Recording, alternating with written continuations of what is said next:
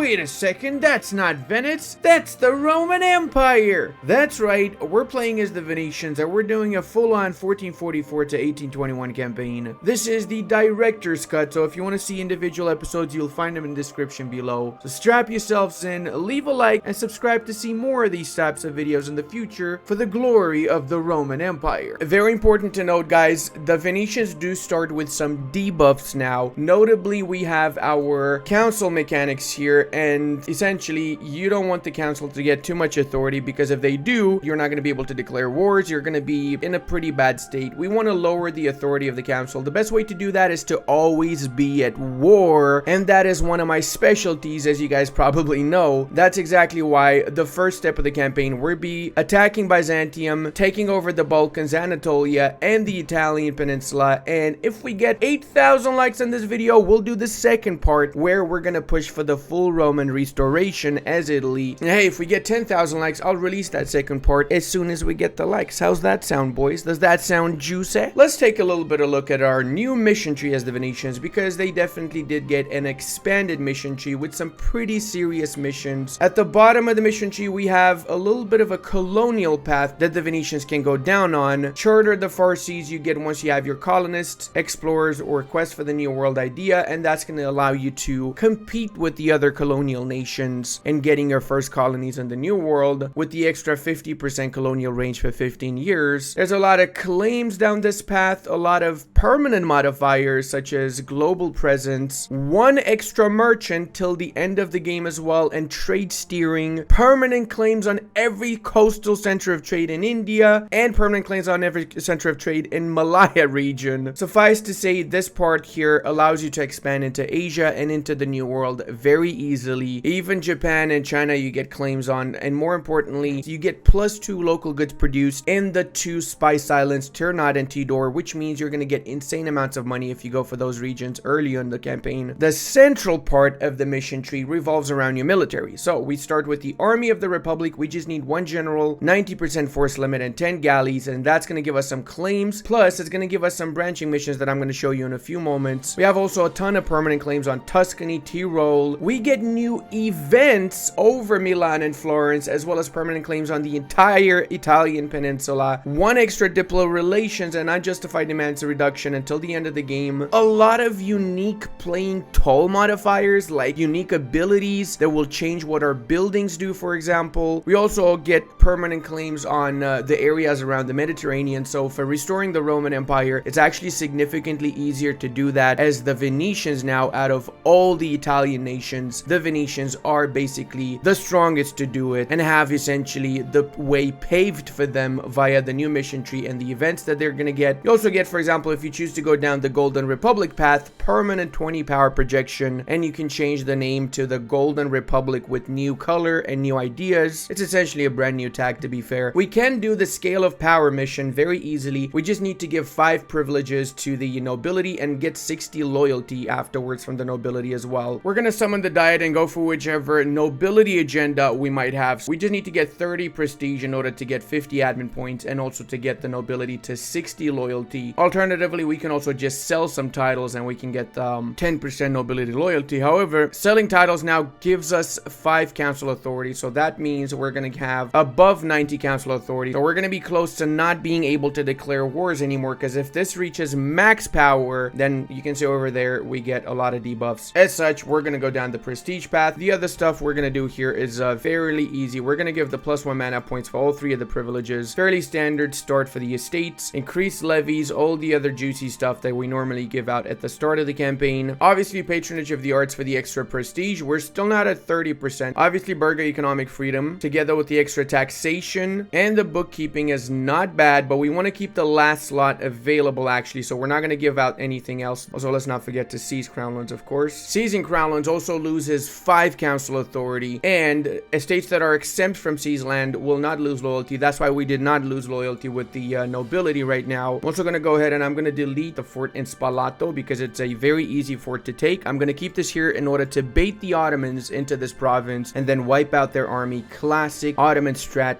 has been around for many patches and still actually works. Actually, you know what? We could get 10 prestige from declaring statute and restraint of appeal. It's gonna piss off everybody that's surrounding us. Okay, so then let's just give one more privilege to the nobility in that case. France might not be bad, but they're gonna go to war with the English soon, so I'm not gonna bother with them too much. I want to get the Castilians, but I want to also get someone that's gonna help me out in Italy, so that would be Aragon. They're more likely to help me in Italy than the Castilians are. The Austrians, because they did not rival me in this particular save. Poland's gonna be a massive help as well against the Ottoman threat. We actually can get a permanent claim on Byzantium from Army of the Republic, but the 10 galleys is gonna take a little bit longer than that, so I'm gonna get the claim, and I'm also gonna get the galleys at the same time for the other claims involved in there. Venice does get a new organization. It's like the Holy Orders for the Spaniards. It's gonna give us 10 splendor every time we have one of these, and 1 base production in every province in that state, alongside dev cost reduction and institution spread. It truly makes Venice both a playing toll nation and a trade nation. So we have everything that we actually want from the Venetians. We can play toll, we can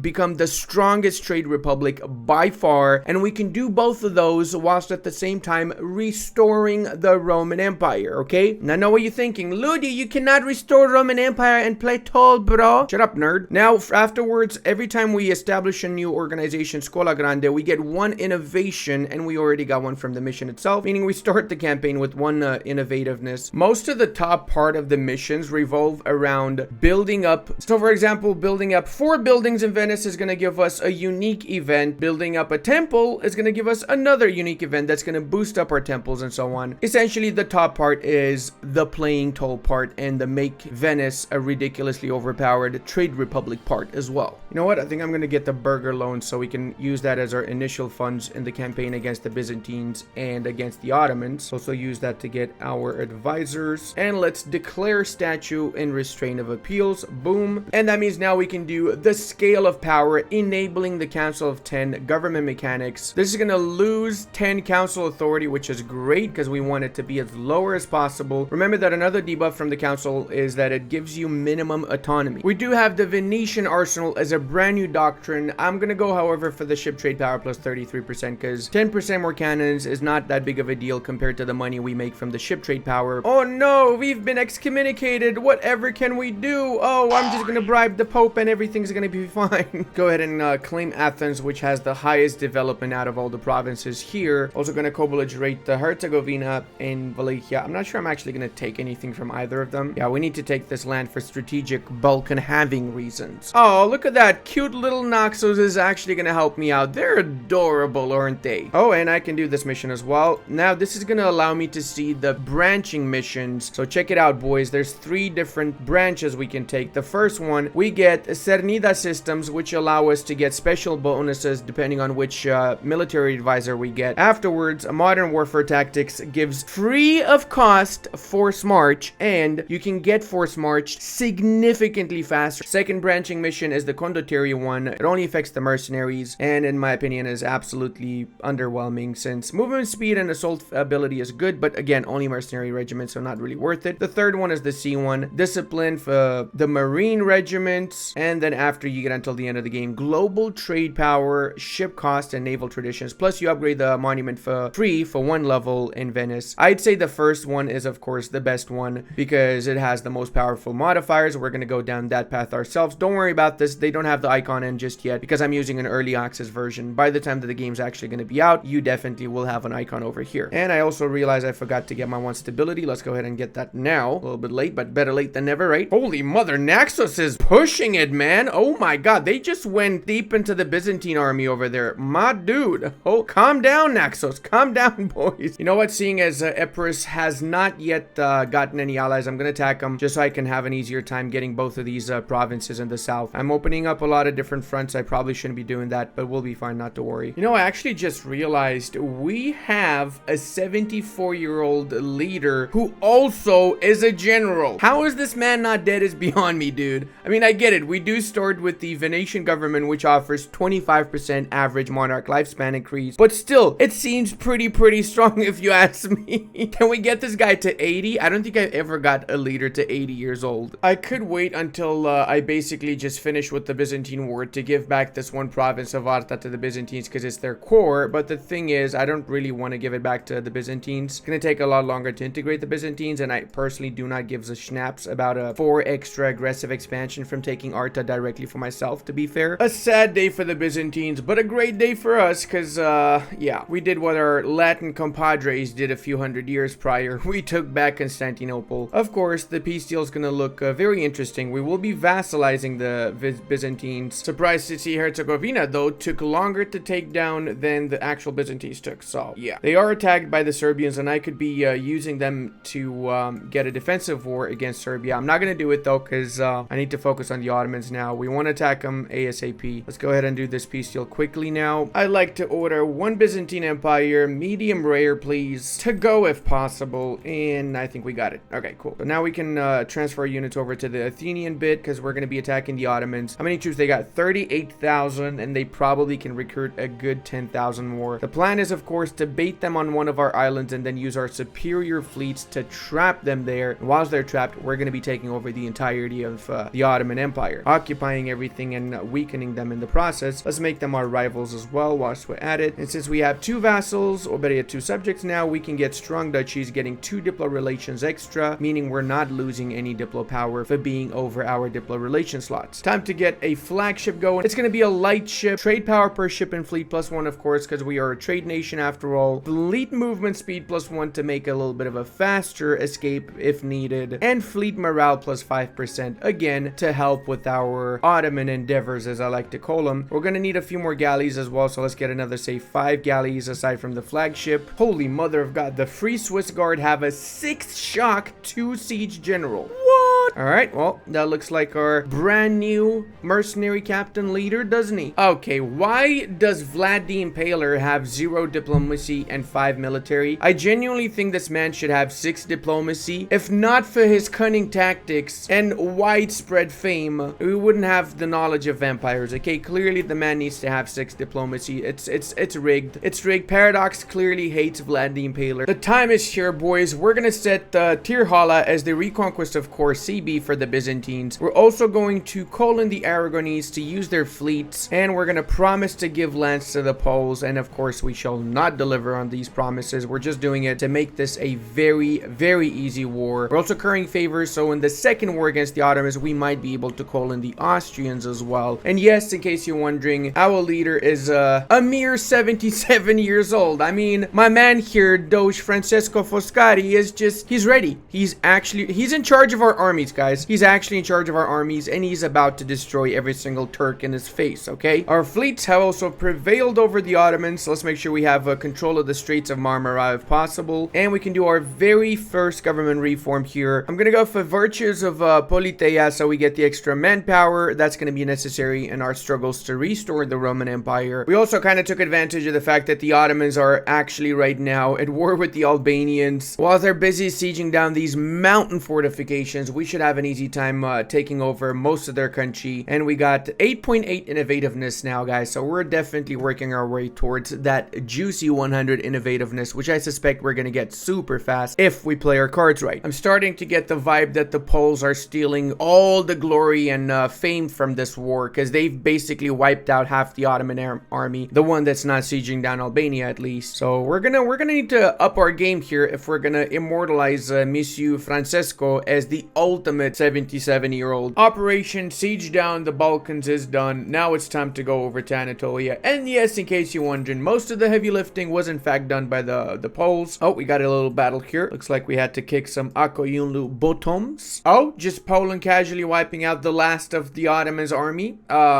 Yeah, boy do I love having Poland on my side and not against me, am I right, guys? Very important that we cancel the alliance that Akoyunlu has with the Ottomans, because we're going to be attacking the Ottomans pretty much instantly right after. So now that this is out of the way, we can do a peace deal with the Ottobroskis, which unfortunately took back their capital, so we're going to have to re-siege this. And it seems like Poland, I'm assuming. Yep, Poland, white peace, the Ottomans. Not surprised, they're getting besieged by the Bohemians, and they're getting their asses handed to them, so I'm gonna let them do their thing. I'm just gonna have my own little peace deal with the Ottomans. I'm gonna take Costindil so I can release Bulgaria. I'm gonna take off Lona for myself. Little bit of money. This way we can pay off some of our debt, and we get 700 of that, so it's actually not too bad. And we can also get Biga. There you go. Not even any sort of a coalition. Boom, shakalaka don'ts. And the best part is we can attack them again by attacking Ragusa, which are getting guaranteed by the Ottomans. I do need to attack them with a reconquest war because I actually want to annex Ragusa. So what do I do here? I guess the Ottomans are going to have a few years to recover their economy and everything, considering that I'm not able to attack Ragusa instantly. All right, let's go ahead and embrace Renaissance now as well, and we can pay off some of our old loans. Nice. We have only one loan left. Core up all the newly conquered lands and seize some crown lands as well, which lowers our council authority by another 5, bringing it down to 37. Now, the lower we go with the authority, the harder it's going to be to lower it even more, so keep that in mind. We also can do one mission, embrace Neoplatonism. First option, we can get Monsieur Tiziano as an advisor and 2 innovativeness, or the second option is we get a little bit of a history lesson on the topic of Venice during the Renaissance. As it stands right now, second option actually doesn't give you any. It's literally just a piece of history lesson, which you can get from Wikipedia. So we're gonna go for the first one, and maybe someone's gonna listen to my feedback and actually add something for the second option. That would be nice. That would be actually pretty cool, if you ask. Hey, we just became a great power. Are we the 8th? No, we are the 2nd great power in the world. Oh, it's because we accepted Renaissance and nobody else has. That makes sense. Okay, I was a little bit like, what the hell is going on here, boys? However, just to reinforce upon that a little bit, we will be attacking Serbia and Bosnia, and we'll be taking every single bit of land that they have, because everybody knows these are rightful Venetian clay, especially that juicy gold mine in Kosovo. Everybody knows that gold mine really belongs to us, doesn't it? I know there's a lot of Bosnians and Serbians watching this, so guys, just so you know, I love you all. Don't worry about it, okay? This is strategic improvement of these lands. Trust me on that, okay? This is how we make Serbia great again, okay? This is literally how we make Serbia great again. Step 1, wipe out the entire army, and then step 2, make it all Venetian, really. Okay, we've got Bosnia out of the way, and we're close to getting the Serbs. Taking out Serbia in Bosnia, and then after going back to the Ottomans means I get a cooldown with the Catholics and the Orthodox, and then after I take the Ottomans, I get a cooldown with the Muslims whilst I'm taking out the Milanese afterwards, right? Because of course, my next war after the next Ottoman war is going to be into the Italian peninsula. Looks like the Ottomans already are at work, and they still join my war. Oh, come on, really? No,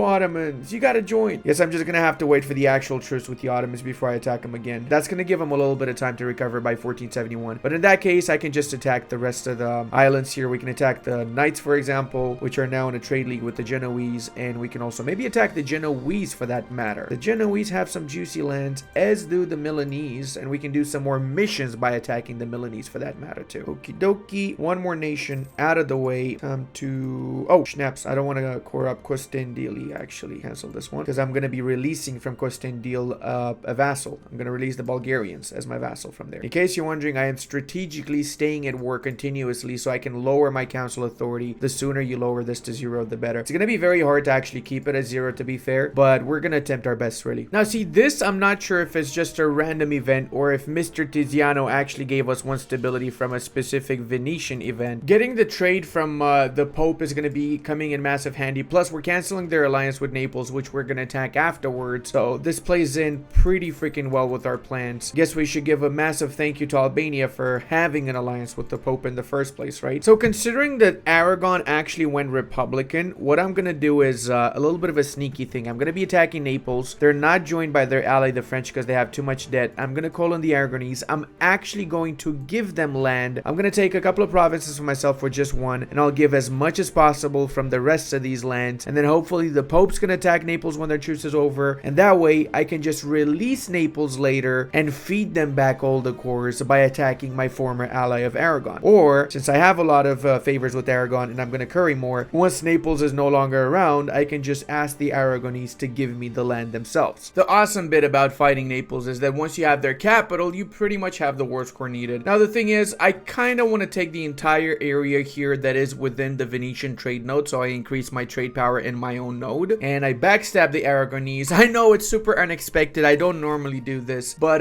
yeah, it's pointless for me to vassalize. can just do one more war and take everything else from Naples in the second war. Plus, it's actually not that much of a coalition. Look at that. Just Hungary, the Pope, Genoa, Wallachia, and Bologna. It's actually nobody important. So let's go ahead and do that now. And now we can consolidate our lands here. We can chill for a little time and maybe even have a quick war against Milan, since the Shadow Kingdom triggered and everybody in Italy is out of the HRE, meaning we don't need to worry about the Austrians, which are our allies, helping any of our enemies in a war. Also, let's not forget to release from Costendil our beloved Vassalium, Bulgaricus Maximus. Not forget to lower the autonomy everywhere that we can. And I'm gonna use my favors to increase the amount of trust I have with the Aragonese so they don't cancel the alliance with us. They trust us somewhat means they're less likely to cancel the alliance, even though we technically did backstab them. I mean, we didn't give them schnapps, but it's fine. Don't worry about it. And it's that time of the day when we're gonna get another massive bonus from our mission tree. This time it's a mercantilism, navy tradition, and what do you know? Yet again, another mission. This is gonna allow us to expand the shipyard that we have in Venice, and we're gonna get a grand shipyard instantly. Plus, until the end of the game, we get marine force limit plus 25 and sailor modifier plus 25%. That is massive. That means we're gonna be able to get a massive amount of marines now, up to 9 marines. Look at that. We have 17,000 sailors that we can convert into marines. We just need money because apparently that costed us a little bit of cash. That's fair. Go ahead and recruit said marines. We're gonna need them for strategic invasion purposes as we progress in this campaign. And we got 2 more missions we can do. The Francocracy, which gives development in Constantinople, and for 15 years tolerance to the true faith and diplo power. We're gonna do this after we integrate Byzantium though. And the other mission as well, some more mercantilism. And if we have any extra mercantilism flowing over 100, we get 50 of each mana points in each category. So that's pretty good, but we don't have 100 mercantilism as it stands, unfortunately. No, I genuinely feel like the mission tree that the Venetians got is super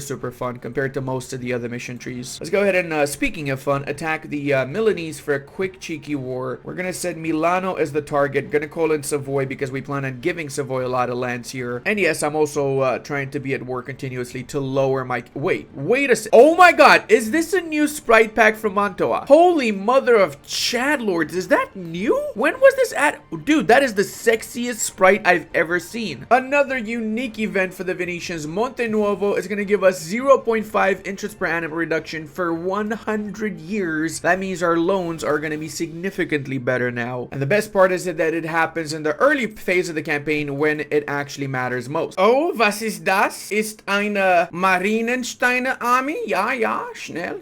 So the way that the Council of 10 works is essentially you have 3 different interactions, and every time you do one of them, you get increased crownlands, either for the nobility, for the burghers, or for the clergy, but you also get some bonuses. The bonuses that you get depend on which one of your factions is in charge. So if you have 51% influence or above for the aristocrats, you get certain bonuses. If you have it for the traders or for the guilds, you get other bonuses. So now we have the aristocrats, and that's going to give us 1 base manpower in Venice, claims on most provinces adjacent to us, and some marines alongside army professionalism and army tradition. I personally don't like doing any of these interactions because getting increased crownlands for the estates is a big no-no in my book. But things will change as we progress down our mission pack, because some of our initial missions will change how those mechanics work. And also, don't forget, use my link below if you want to get the DLC. Would really mean the world to me. I'm also in the process of getting Corsica as a diplo vassal. They're very likely to become a diplo vassal. I'm okay with that. I don't care about the aggressive expansion too much, but still, it's better to get these guys as a vassal than having to waste another probably like 7 aggressive expansion on taking this one province, right? Looks like Mantova is out of the way, so let's cancel that juicy alliance they got with the Hungarians and the one they have with the Milanese for that matter. Get the monies, trade power, war reparations, and apparently less monies is okay for them. There you go. Get out of my face, Mantova. Van gift, and we can now diplomatically vassalization you, yeah? Chanel.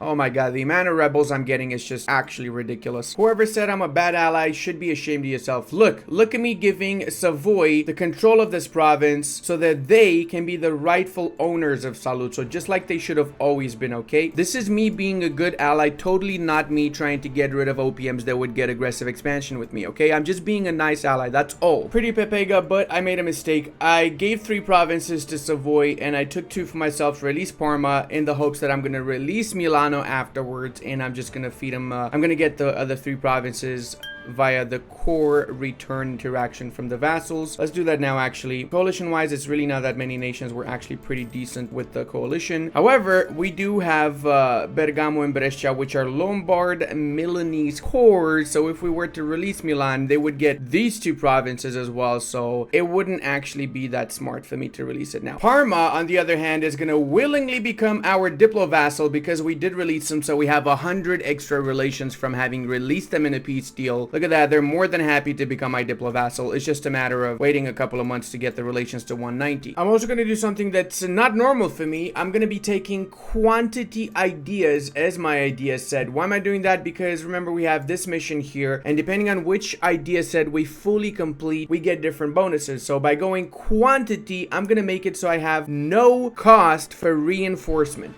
That is massive, guys. At the same time, I'm actually thinking maybe I should go defensive, because defensive means I'm going to get dev cost reduction, 25% manpower, and 20% defensiveness in every province with a fort. So that means we could potentially have a fort in every single province, and that would allow us to play toll, right? So if I was going to go for a playing toll campaign, I would definitely go defensive. But seeing as I'm going for a restoration of Roman Empire campaign, I'm going to be going for quantity, since I'm likely going to be using the army reformers a lot, and that's going to mean that I'm going to get 0 reinforcement costs. So financially, I'm going to be absolutely set for the rest of the campaign. Plus, another reason why I'm doing this is because quantity with trade, and trade is going to be my second idea, means I'm going to get another 15% goods produced, essentially making me filthy rich as well, not just a regular Roman Empire, but a filthy rich one. Your reign of terror is over, Ottomans. It's time for another war. That's exactly how Venetian people speak, in case you're wondering. Let's bring our fleet to the Strait of Marmara, and let's check how many units they've got. They've got 27,000. I really did not need to call in the Austrians. I don't know why I did that. I do like the fact that the Ottomans did try to resurge from the initial loss that they had against me. They managed to basically unify all of Anatolia, wiped out most of the other Turkic beyliks. But yeah, in this war, we're going to be taking all of the Bulgarian bits, give it back to our vassal, plus we're going to snake around here. These two islands we need for our mission, and we're doing this so we can get over to Hamid, from which we're going to be releasing our next vassal, of course, Karaman, which, look at this, they've got cores all the way into Antakya, Malatya, Aintab, because they previously wiped out Dulkadir and made cores on those lands. Before we go ahead and get the Age of Discovery ability for the Venetians, we're going to do another mission here all the way at the top. Promote the Carnival. Clicking on this, we have the ability to get 1 splendor generated by every level of our advisors until the end of the game. Second option, we still get the reward, and we also get to find out a little bit an insight about the history behind the Carnival and the celebrations at the San Marco Square. So there you go. We're getting an extra 3 splendor from Tiziano. Bad Venetians, what you gonna do?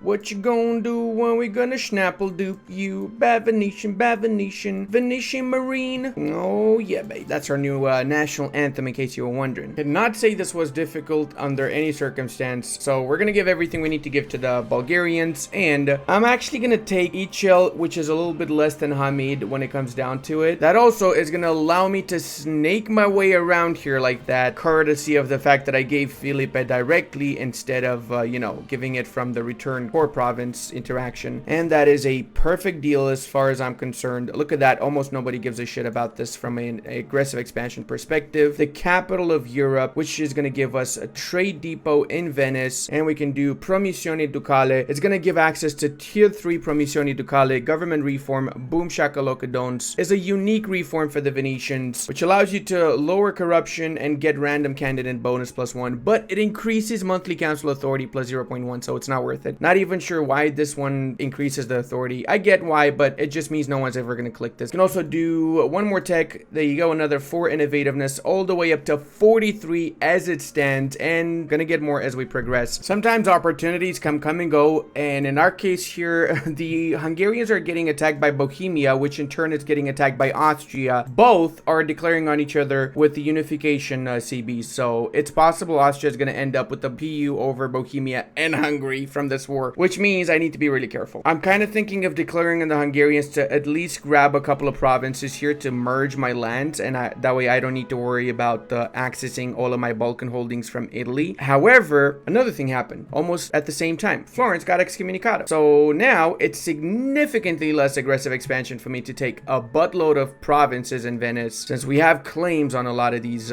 provinces here. And I think I'm definitely going to be going for the Florentine provinces, since 50% aggressive expansion for this is an actual no-brainer, really. Let's face it. Also, guys, very valuable when you get this event, make sure that you restrict the power of the 10 so you get monthly council authority reduction. Otherwise, it can end up pretty bad. I also started integrating my smaller vassals in Parma and Corsica because it's faster to integrate them compared to integrating Byzantium and Bulgaria. And this way we get extra Diplo relation slots. Right now we're actually struggling with Diplo relation slots, so that's going to give us +2, which is a big win in my opinion. And how was I able to do that whilst I was at war? Well, my vassals are not at war because I enabled scutage, which means they do not join in my wars, and the requirement for you to integrate a vassal is simply to just make sure they are not at war. And the peace deal is here. Check it out, boys. With the Funk So brother, only minimum amount of nations would join in a potential coalition, and we're basically getting half of central Italy, the richest, best parts of Italy, because they are excommunicated. So of course we're getting 50% less aggressive expansion. It is one of the best things ever when you just wait for a nation to get excommunicado and you just snipe on over when that happens and take the schnapps for yourself like any good ruler would, right? That being said, we're likely not going to be expanding in Italy for a while, so we have to focus on Hungary if they're not a priority. They're not. Oh, schnapps. Oh, I see. Bohemia lost the war against Hungary because they lost the war against Austria and became a union under Austria before they could enforce on the Hungarians. That is actually really good for me. That is genuinely really good. So the next war is going to be Hungary to get a couple of provinces here, and then afterwards, Hamfas and Mamelukes. We've secured a little bit of war score from the Hungarians. The Austrians are really close to getting the capital, and then they're going to have above 60 war score, so they're going to actually be able to get the union over Hungary. I don't want to push it. I don't want the Hungarians to become a union, and then I have to fight the Austrians, my ally, right? So I'm going to take what I can. I'm going to take Zagreb and the other two provinces, which is essentially the entire Croatia state. Take as much money as I can, and that's it. Aggressive expansion, it's also not too bad. So now we've got a connection through the entirety of our Italian lands all the way up to almost the border with the Mamelukes. And yes, I know what you're thinking. Now we're actually going to be chilling. I'm also, I'm starting to build up the Doge's Palace. We need to get this to level 2 to do another one of our missions. You know what? I can even invest a little bit of money in this. Why not? Screw it. There you go. Make this a little bit faster. Maybe a little bit of manpower too, since we're not going to be at war for a while. And since we are at peace, I just upgraded my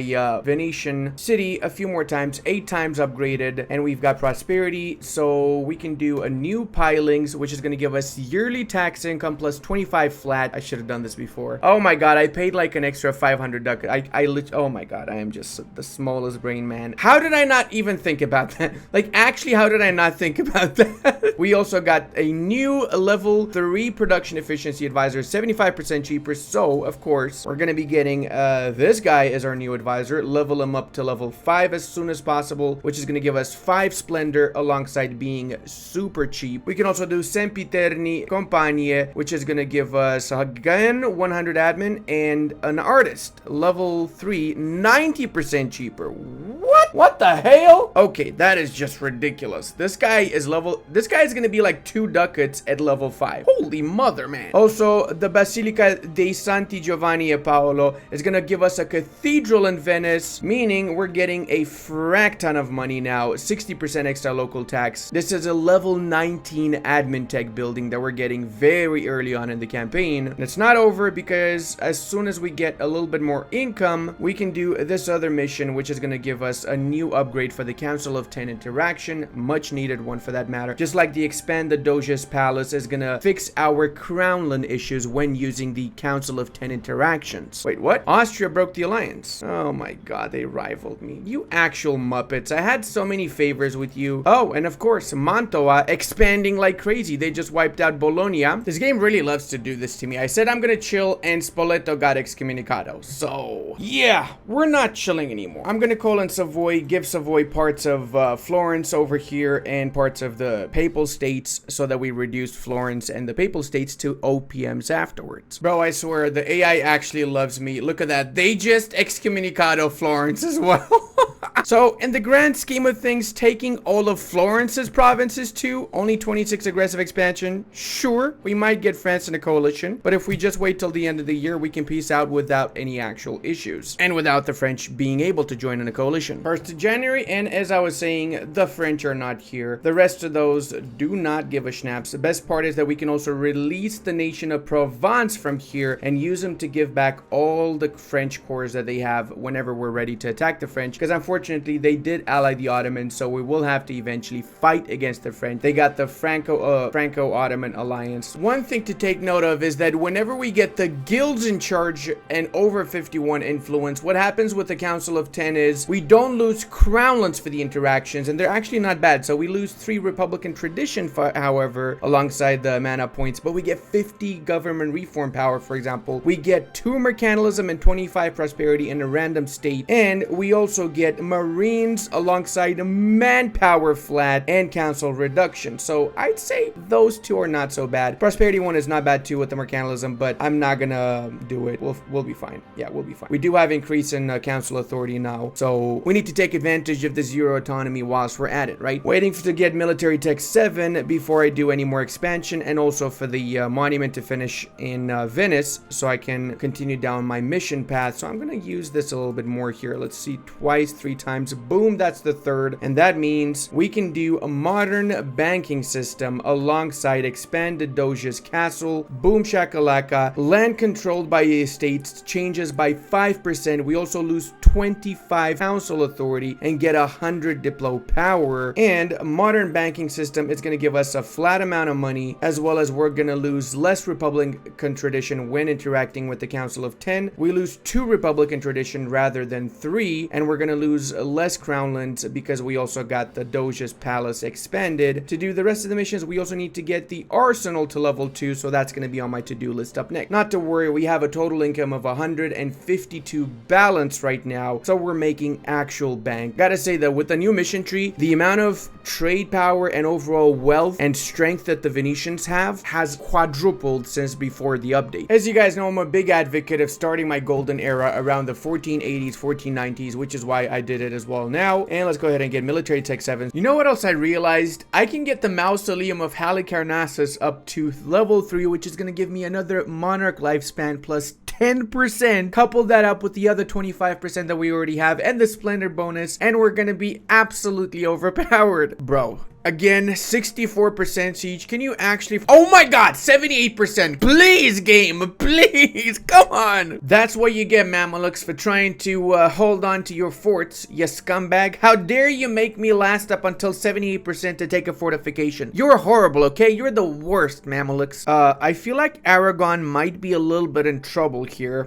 Yeah, so the enemies are basically focusing 100% on Aragon, which I didn't expect. They actually lost a few battles, so there's that. Now explain this to me. This went up to 42%, insanely fast compared to the other fortification we had to struggle for. Sometime RNG giveth and RNG taketh away. That is for sure. Oh, come on, Aragon. You actually pieced out, boys. That's a-okay. At least I don't have to share the loot with you, do I now, Aragon? Alright, we got enough war score from the Tunisians. I'm gonna take just a few provinces. Like I said, I don't want to be too greedy with this because I really mostly want to take stuff from the Mamelukes in this particular war. As for the Mamelukes, I'm taking Sadia because we want to release Syria and feed them afterwards, of course. These 2 provinces for my missions and the Tripolitanian areas. Best part is that there's actually not many nations too pissed with us because we didn't take that many high development provinces. Most of these are 3, 6, 4, 5 development provinces, and these are all required to restore the Roman Empire, more importantly. Now, we're gonna have to develop these lands after we core them up a little bit to do those missions, but at least we have them, and now we can start getting ready for the next war against the Ottomans. That's gonna be the juicy war, because remember, we're gonna have to fight both the Ottomans and the French in this one. So we will need to stabilize our country a little bit, get rid of the rebels before we do attack. And we can also upgrade this level 2. It's significantly cheaper because of the urban expansion and monument improvements modifiers. I love the smell of overextension in the morning.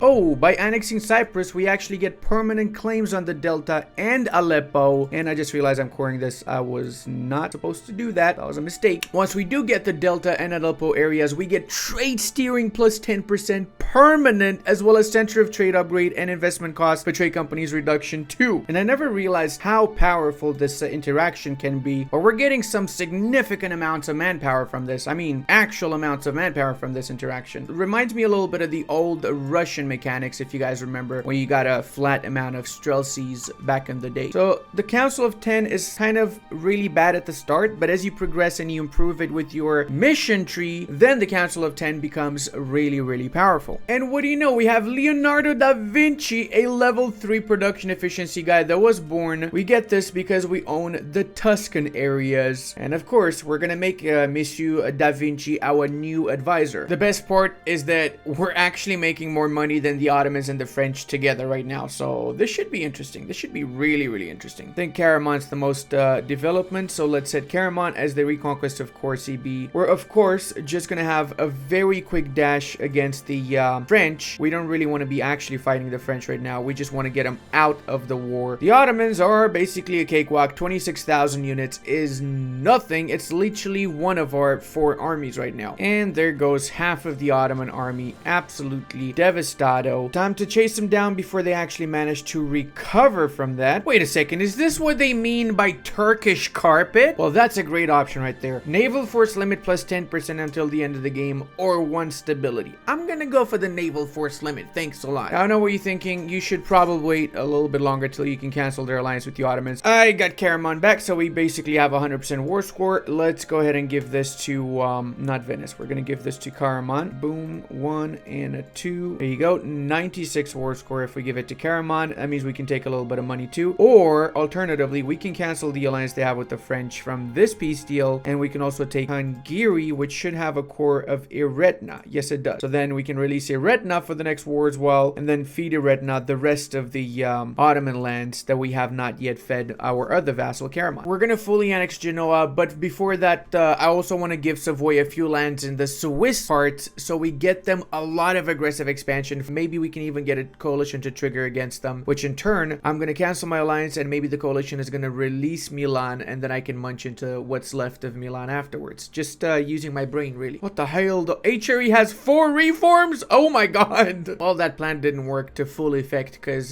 Savoy only wants these 2 provinces. Now that this war is done, however, we're going to be pushing on back into the Mamelukes once more because we really need to consolidate our hold into North Africa. I'm going to be attacking Mantova, and I'm going to be co-belligerating the Papal State so I can actually take back my rightful Papal clay. Jesus, man, we're getting this event every 3 years. It kind of feels like getting this every 3 years is a little bit of you know, it's a little bit powerful, but I'm not going to complain about this because Venice does need at least something that makes it remotely powerful with this particular interaction, right? Getting this every 3 years is actually pretty balanced in my opinion. Oh, the Aldine Press gives us some more prestige and admin points as well. Oh my god, I got way too many admin points. Suffering from success with the Leo da Vinci being level 5 and everything else coming into play, we are swimming in mana points right now. Look at that. We can get admin tech 10, which means we can form a Lee whenever we are at peace, and we've got the city of Rome. You know what? I'm gonna get admin ideas because I plan on restoring the Roman Empire, so I'm gonna need to make my core creation cost a little bit cheaper. Nice attempt at trying to get away from me, Mantova, but that's not gonna cut it, sir. Hey, with Byzantium integrated, we also can become an empire now, which makes all of our Italian provinces accepted cultures, so we can use our accepted culture slots for Bulgarians and Serbs, or actually for Turks, better yet, because we're gonna have a lot more Turkish provinces in a few moments. I'm also going to be using some of my mana points to get 20 professionalism, and in return we can do the Cernida system, which as of now means we're going to pay no more costs for reinforcing our units as long as we have a Grand Captain, Master Recruiter, or Army Organizer as our advisor. And in order to get modern warfare tactics, we just need to get some more soldiers, households, regimental camps, and have 200,000 soldiers in the field. Since we have all the requirements met here, we can also become a thalassocracy, or we can get the benefits from that, which offer 1 extra merchant, government reform progress, light ship costs, naval tradition, and so on. Massive bonuses. The best one, of course, is the extra merchant, so we can continue to funnel into our Venetian and Genoese node, where we are right now the majority holder and soon to be only holder of the nodes. You know, it just occurred to me, I actually teched up without getting colonialism first. I'm very special, okay? I'm just gonna put it out there. I'm clearly very special. Problem now is that Mantua has been developing like crazy. crazy. I mean, look at this. Ferrara has been developed 10 times. Mantova itself another 8. Bologna another 8. Taking all 4 of these provinces will cause a massive coalition, boys. So, we gotta be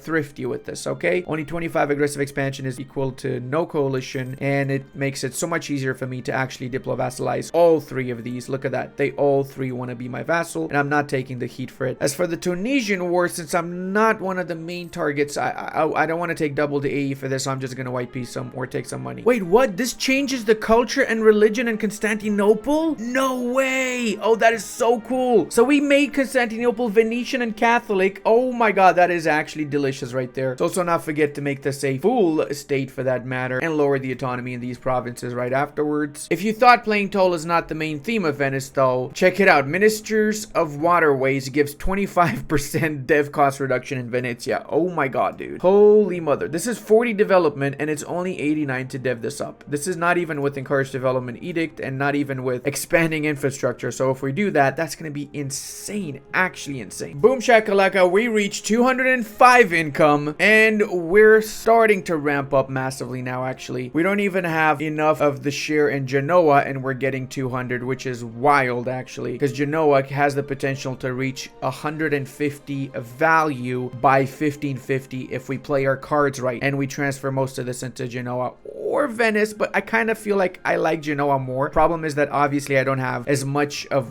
the share in Genoa as we have in Venice. So of course for now we're filtering it all in Venice. Holy mother, we can have up to 53 Marines, dude. 50 freaking 3 Marine. I need to have an actual dedicated Marine army. Like genuinely just one army that is only Marines that I can use whenever I need to. We can get our tier 8 government reform, and because we did get the thalassocracy, we can enact it as well in the reforms, and that means we can establish trade protectorates and we get a ton of other massive bonuses along the way too. And we're back at it at war with the Mamelukes. So our new and improved national ideas also give us a Marine Force limit and national sailor modifier plus 43%. So yeah, we can have up to 69 Marines now. And this right here is exactly why I love playing as Venice. Look at all the lands we're taking. 92 aggressive expansion, but because we've been dodging between Orthodox, Catholics, Muslims, different culture groups, we're not actually getting any coalition against us, and that is just the beauty of it. Ew, the French are kicking Castile's ass. Oh, that is not a pretty sight right there. I'm gonna miss this interaction when I form Italy. It's kind of the only reason right now I'm not forming Italy, because I will lose the Council of 10 when I do form it. It's gonna be sad, but it's gonna be also good because, you know, Italy has unique flavor towards restoring the Roman Empire, and that's kind of the theme of today's video, let's face it. Seriously, this has to have been the fastest war we ever had against the Autobroskis and allies. Looks like we just got a brand new facelift, and oh, holy shit, man, we're literally getting no aggressive expansion by being smart and using our vassals cores. That is just juicy as snaps, dude. Oh, look at that. The Commonwealth just formed. Oh my god, we have Eastern Europe in the bag because we can also get an alliance with the Muscovites whenever we want to. More importantly though, once this war is done, we can get the areas that we need from Karakoyunlu to form the Roman Empire, so we never need to worry about expansion into the east again, since we can't take all the areas we're interested in just one war. I guess you could say that we're stepping into the footsteps of our ancestors, since the Romans did have quite a few conflicts in these particular areas, didn't they? First you heard about the 64% siege, now we got the 85% siege, a great improvement over the previous one.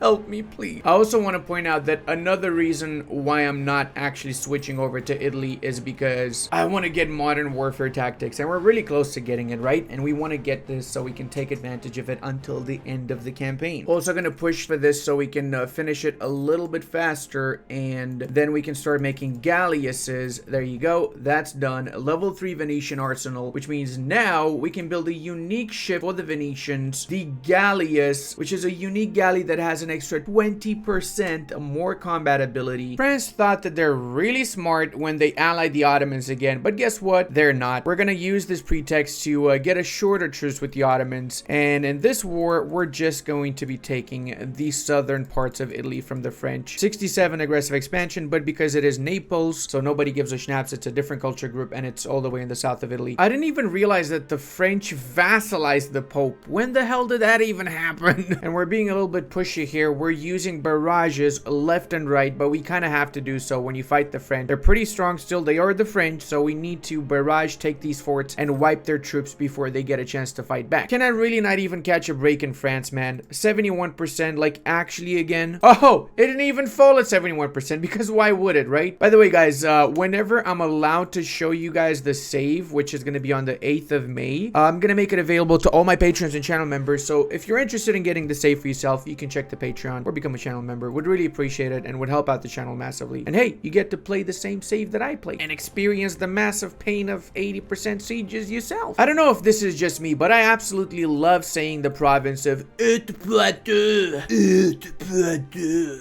Yeah, it sounds sexy. I don't know why. I don't know. Maybe it's just me. Maybe I'm just one of those weirdos. Doesn't really sound the same when you say it for France, does it? For Paris. Paris? Definitely not the same. Come on, France, lay down your arms and pull down your pants. Wait, what? If I actually had control of this siege, I would have assaulted by now. But Savoy's the one in charge, so we waited for 226 days for a freaking 700 garrison fort. Anyway, so we're gonna take a Narbonne aside from the southern provinces because we want to release Toulouse afterwards. We take a little bit of money too. Not max, but we can take close to max. And that's not too bad of a coalition act. Look how beautiful we are. Oh my god, this is delicious. And it's Jover, boys. We got the tertios. We're gonna be schnapple-dooping with our guns. Everybody, because nobody else has guns except us right now. This is our moment to shine. And also, yes, we have the sexiest of sprites imaginable. I know, I'm aware. Hey, 300 total income. We haven't even started lowering the autonomy though. Holy mother. Also gonna be spamming a buttload of courthouses so I can lower my current governing capacity, meaning I can make more states full integral cores of my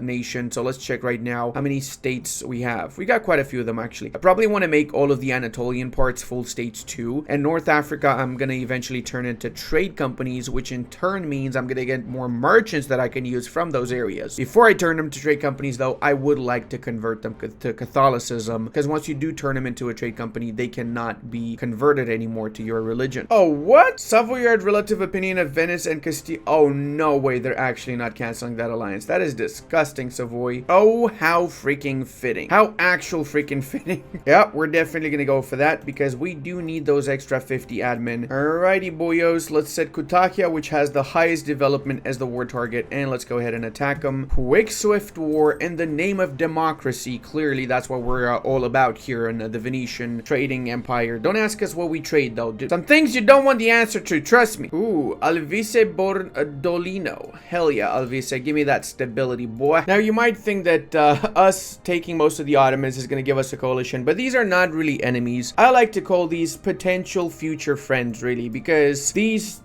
guys are gonna be very friendly towards us when we're gonna be sieging down their capitals, taking their women, and slaving their parrots. I'm not sure why we're doing that. Just go along with it. The real question is though, why would they have parrots? Where do parrots originate from, man? Are they from the New World? Oh, that is not great. 115% overextension. That is really not great. Okay, well, you know what? Time to fight some rebels, boys. I'm also gonna start building some fortifications around my borders because for this playthrough, I don't really want to get more than just Roman Empire borders. And then after we get Roman Empire borders, we might just establish some client states left and right. But essentially, the Roman Empire borders are gonna be our natural borders with our main core land. So I'm gonna have to have some fortifications all around them, right? Oh my lord, we look so much better now that we've fully annexed Eretna. It's almost as if we are the actual Roman Empire, isn't it? That's because we are. We actually are the Roman Empire, okay? Anyone that says otherwise is gonna get schnappled. That's facts right there. And we've done a mission, Sea Between Lands, because we've got 200 ships. We got Naval Tradition DK for 25 years reduction. And I'm gonna use all the extra mana points I have to barrage this fortification in Messina, which means I'm gonna be able to wipe out half of the Aragonese army afterwards, since they are essentially trapped on this island forever to be schnapple-duped by my Chadicus Maximus units over here. That's gonna cost us 1 monthly Diplo, but it's actually not too bad because we get 10 trade efficiency. Cost to promote mercantilism is not amazing, but the trade efficiency is huge actually. So we're gonna get massive bucks out of it. In case you're wondering, I waited with releasing Provence and Toulouse so they don't get annexed to vassal relations, which Syria has, because we annexed Eretna and a few other vassals whilst we had them already released. Also seem to be able to do a quick cheeky mission here. I'm not gonna even bother to get that edict enacted. 20 mana points without even getting encouraged development is really, really juicy if you ask me. And once more, we can claim Defender of the Fifth, and we can assign the second missionary to autonomously convert everybody that moves. Oh, you moved! You get converted! Yeah, boy! That's how it works. That's actually how it works right there. Oh no, they annexed the Papal States, which was their little vassal. No. I'm gonna go ahead and say suck on these. Yes, I know. It's unfortunate, but no. Rome is Venetian and shall forever be Venetian. Oh, but you get 0.5 prestige reduction. No, don't care. I don't care. Here, Aragon. You gonna be Aragon out of Italy. Ah, I make the best puns. I do. I really do. Jesus, mother of God. It took me 60% war score for me to actually get a white piece with these scumbags. Like, they really are scumbags right now. How is it possible that it took me so long? Look at that. I can barely even take any money from them as well. You know what? I'm gonna take the money just because you pissed me off. I don't really need the money, Aragon, but you really upset me, so I'm gonna take it. That's how stuff in life works, buddy boyo. Oh, why of course, Aragon doing the double whammy. Cool. Sounds to me like Aragon's in need of a whooping. An ass whooping for that matter. Not sure why, but that actually reminds me of Burger King. Don't they have that special burger, the big whooping? Don't worry though, my whooping is 100% organic. Oh, it's so organic. Gold rush, 4,000 gold. Oh my god. Clearly we didn't have enough gold, so we needed some more. Remember how I said I'm gonna establish an Asian colonial empire? Well, it's time for that. We're gonna be attacking the Mamluks, and we're gonna be belligerate Warsangli, which is gonna give us access to the Horn of Africa. Hopefully we will be able to take some provinces in that area, and afterwards, I'm actually gonna co-belligerate Adal too, just in case. Afterwards, we're gonna be able to expand all around here, and then munch into India, and munch into the Indonesian bits, and just do that juicy mission tree that we have. There's a reason we got it, right? Might as well freaking use it. Let's go with the war ski. Should be fairly easy since the Mamluk barely have any units now. 25,000. Okay, I'm gonna get my contingent from the Constantinople bit, just so I can actually make it a little bit faster, my expansion into the southern bits there. Do we need military access for these lands? Probably not. We can probably get there easily. Can't wait. I gotta say that this little monument over here in Devriji is probably one of my favorite ones. It's so underrated in my opinion, because if you upgrade this quickly early on in the campaign, you get reinforcement speed plus 25, which is a huge deal. Plus, more importantly, you get innovativeness plus 33% gain, and you're less likely to be struck by the plague. So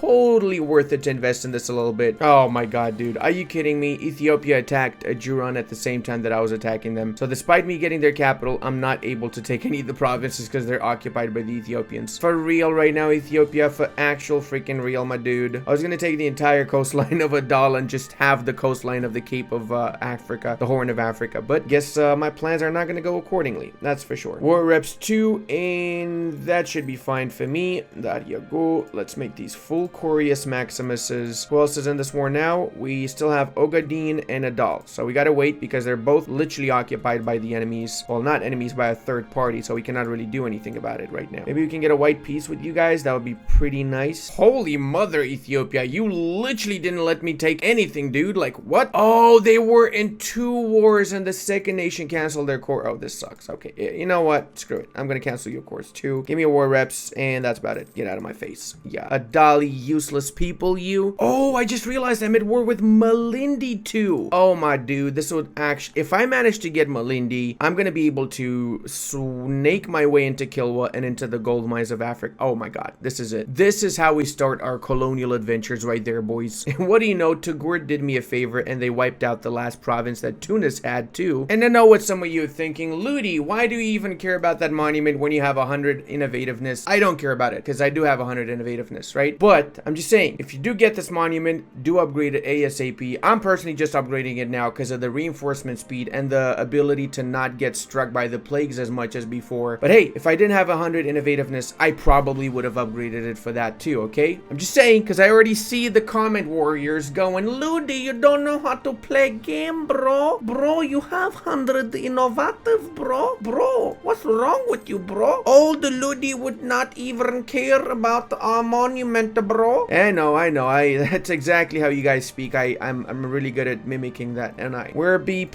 we out here playing Chase the Mameluke, basically. Everybody's favorite Mameluke-inspired game. And then in December 1548, we'll be able to peace out Malindi, take their provinces, and start expanding into Africa. That does mean we probably have to wipe out Mamelukes' rebels too. Yeah. Let's go ahead and do that, actually. Do I need to wipe out Malindi's army before piecing out? No. Do I want to do it just because I'm a scumbag? Yes, that's correct. All right, now that that's done, we can actually piece out Malindi and take their provinces. We're going to be fully taken. Wait, these are not co-belligerate, are they? They're not. Okay. In that case, we're just going to take one province. Let's see which one's less aggressive expansion. That would be the province of Lamu. That's exactly how you pronounce it, in case you're wondering. Some people might be like, no, Ludi, that's cringe. That's totally not how you pronounce it. And to you guys, I say, are you from Malindi? No? Oh, you are? Stop lying, bro. Malindi doesn't exist anymore, okay? You would not even know what they sounded like, okay? Shut up. I don't want to hear that is just Swahili. No, you're wrong. You're wrong 100%. So, seeing as all of these are required for the Roman Empire, I'm going to take as many of them as possible. Probably means I'm overextended as well. I'm assuming, yep. No, I'm not actually. 88%. Okay, that's actually pretty good, not going to lie. So, in that case, we can continue to expand. And the good part about our particular situation is that we don't need to expand into the Islamic areas for quite some time. So the aggressive expansion that we have with these guys here is going to go down whilst we're at war with the West, because for the next foreseeable future, we're primarily just going to be fighting the French and maybe a couple of other nations within the Western Hemisphere, including Aragon. Speaking of, we also need to get an alliance with these bad boys because we're going to use them in the war against the French. In return, we're going to give them back their provinces to weaken France in the process. As expected, Castile would join as long as we promise to give them some lands. We're going to call everybody in because I do intend on making this a very fast war. I probably won't call Savoy though because they might take some of the lands that I want to take. And let's see which one of these provinces is the highest development. Actually, it is Montpellier. So let's make that the province that we want to take mainly. Boom shakalaka dongs. We got 4 of our main armies there. I'm going to bring another one as soon as possible. And I'm going to bring my Egyptian contingent. Or no, I'm going to keep these here because we might have to fight some rebels since we do have a little tiny bit of overextension right now. Oh, I forgot to put a general in charge of that army that's sieging down. Okay, we're gonna need to do that now then. We'll wait till this is fully sieged and then we're gonna send off one unit with a general, a brand new general in charge of it. There you go, Recrutius Maximus. He's absolutely dog shit. Holy mother of God. How that man managed to make his way into our general pool is beyond me. Oh my God. Mamelukes' neighbors have been taking advantage of me having Schnappeldude their armies, and now look at that. We've got Adan conquest of Mameluke lands and Hadrami conquest of Mecca. No way. Oh no, it's Muka. Okay, never mind. Is this one here? Similar name in my defense. Okay, it's similar name. Hopefully they take most of the lands that they have in the Arabian Peninsula. So my next war against the Mamelukes is going to be the final one, when I'm going to take these 2 provinces and the 4 lands that they have that I need to restore the Roman Empire. Actually, I probably should take Mecca, myself, and Medina for the holy city aspects, right? So I can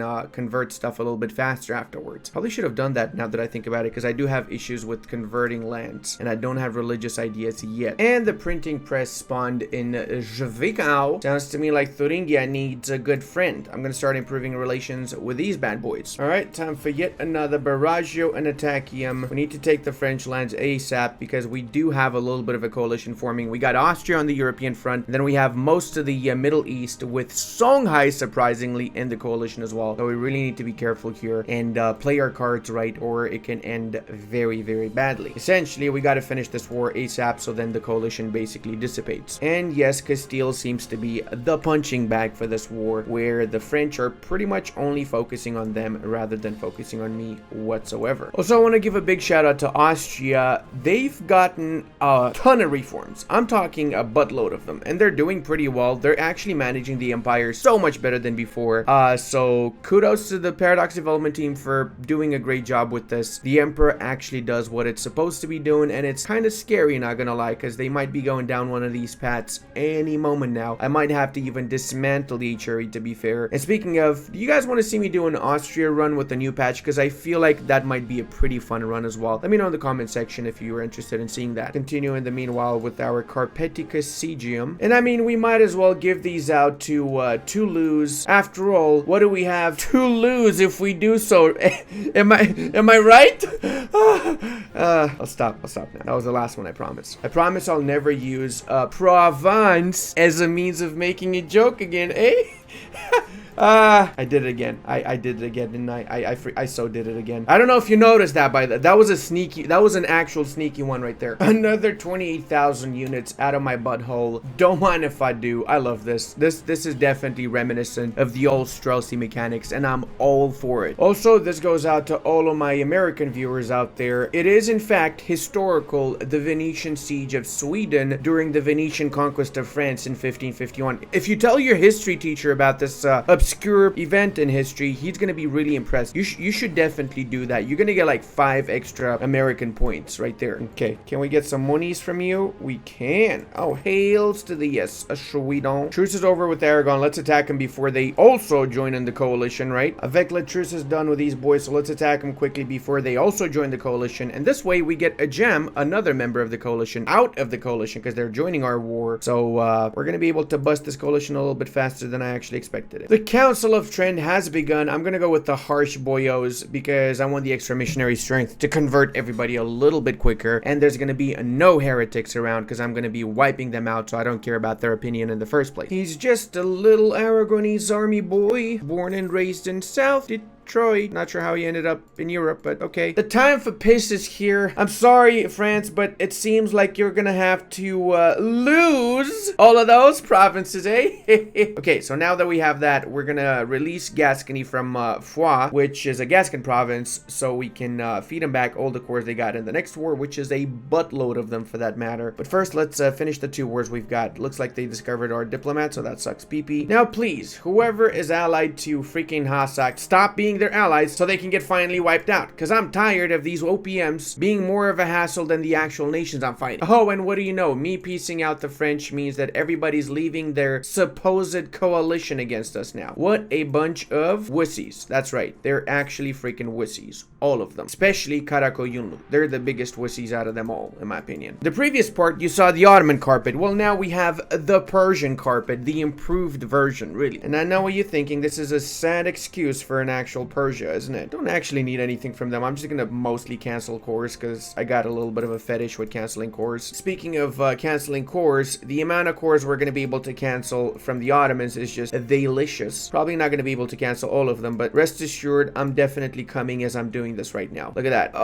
Oh yeah, that was a big one. Ottomans, no more, and we just have 1 war left, and then we're gonna chill for a while. I promise we're actually gonna chill after this. I swear to Schnippeldorps, we're actually gonna be chilling. I'll give it to the Aragonese though. They're not going down without a fight, so I respect that. I never noticed, but Aragon's uniform's pretty freaking dope, my dude. Holy snaps. That actually looks a little bit like Don Quixote's uniform, doesn't it? Looks so cool. I genuinely love that. Turgurt left the coalition. Well, that is a mistake, Monsieur Turgurt, because now you're gonna be schnapple-duped by us. And I think most of the nations have left the coalition against me. Yep. Anybody still left in it? Oh, it's the nation of Yas. Yas is still in the coalition again. Well, I'm terrified. I'm not even sure what to do anymore. Oh, Trent was in it as well. Okay. Yeah, it's Jover, guys. Yas is in that coalition. Might as well just give up right now, honestly. Oh, they left the coalition. We're safe, guys. Everybody, we're safe. We can continue playing. Okay, let's see who we can release over here from this particular war. We can pretty much release most of North Africa, actually. Let's be the good guy here and release the Africans so we can wipe them out afterwards when the truce is over. We're the good guys, okay? You be quiet right now, buddy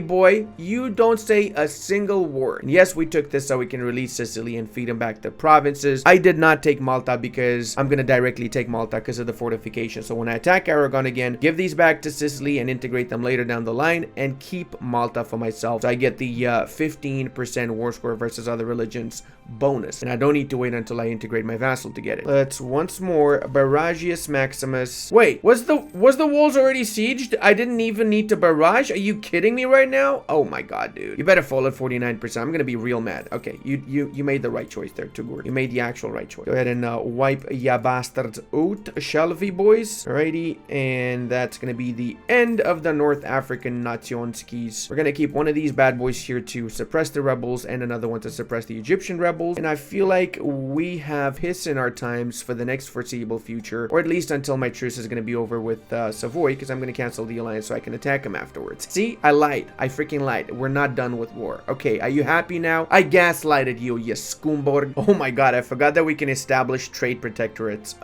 Yeah, we could make Mazaba trade protectorate, but do I want to do that? No, I'm gonna wipe them out. In fact, we can make all of these guys trade protectorates. But do I want to do that? No, we're gonna wipe them all out. Come on, man, get your schnaps together. Who needs protectorate when you can have the glory of the Roman Empire? Ooh, interesting. We actually could offer these guys trade protectorate before I revoke the guarantee, even though we have a lot of their cores. Didn't expect that. You know what? I'm actually curious to see who else we can offer this to. Oh no, it's just these two nations. Okay, fair enough. This might seem like a controversial thing, but I'm actually gonna go for the counter reformation. Why? Well, we obviously get some nasty debuffs like the +5 tech cost and idea cost. However, we're gonna have soon this upgraded to level 3, which means we get -10 idea cost, so it kind of negates that and we get a bonus, and the tech cost doesn't make any actual difference, man, because we got 17 years ahead of time. We have been at level 5 advisors this entire campaign, and all of our doges have not been that bad when it came down to mana points. So mana wise, as the Venetians were doing really good. We don't care about that little bit of a debuff, and the 2 extra missionaries that we get for the counter reformation are actually extremely beneficial for us, as we really are struggling with our national unity right now, religious unity that is. We want to have all of these done ASAP so we can start making trade companies. Actually, I should not do this automatic, so I can actually manually start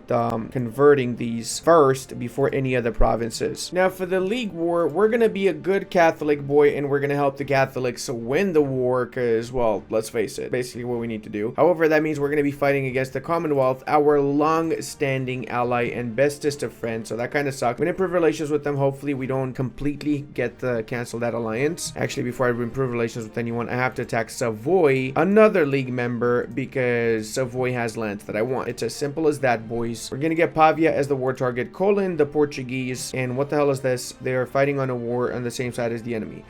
Oh my god. Oh my god, that means I don't have to fight Castile because of Portugal. I love Portugal. Ooh. Oh, that's gonna make it a lot easier, because now it's just Sweden, Savoy, and some Schnapple dupes nobody gives a shit about in the HRE. Yeah, I expected the Commonwealth to cancel the alliance because I joined on the opposite side of which one they are on. So that means hopefully they don't rival me, because if they do rival me, that's Jover. I'm gonna have no allies for the foreseeable future, which is not really the best thing, but I mean, it's not like I need allies. It's more like a crutch than anything else, really. I love having a lot of mana points, though. That's my favorite thing, because I'm just barraging things left and right, and it's just the most glorious thing you can possibly imagine. Now, of course, we're gonna be the good guys once more, and we're gonna be releasing Monferrato in this particular peace deal, which means that we're gonna be able to diplomatically vassalize them. That's exactly what the good guys make. They make new vassal. You're right about that. We're just awesome. I know. So aside from this future vassal of ours, we've also made Geneva an independent nation, and we gave back lands to the Swiss, so we can ally them, and as such, we can have a nice little buffer in the north that's not gonna join any sort of alliance against us until we are ready to attack them later once we form La Serenissima. Now, with that done, we can do North Italian rivals. This is gonna give us permanent claims on the entire Italian region, and we have Conqueror trait for our leader, which is sagely 67 years old, so I'm not sure how much that's gonna be worth it for, but it's fine. They're all basically extremely old in our particular nation. We can also do all rivalries. This is gonna unlock the government reform merchant committees. Now, if we were leading a trade league, we would have been able to invite countries to the trade league without needing at least 1% trade share in their home node, but we might have grown a little bit bigger than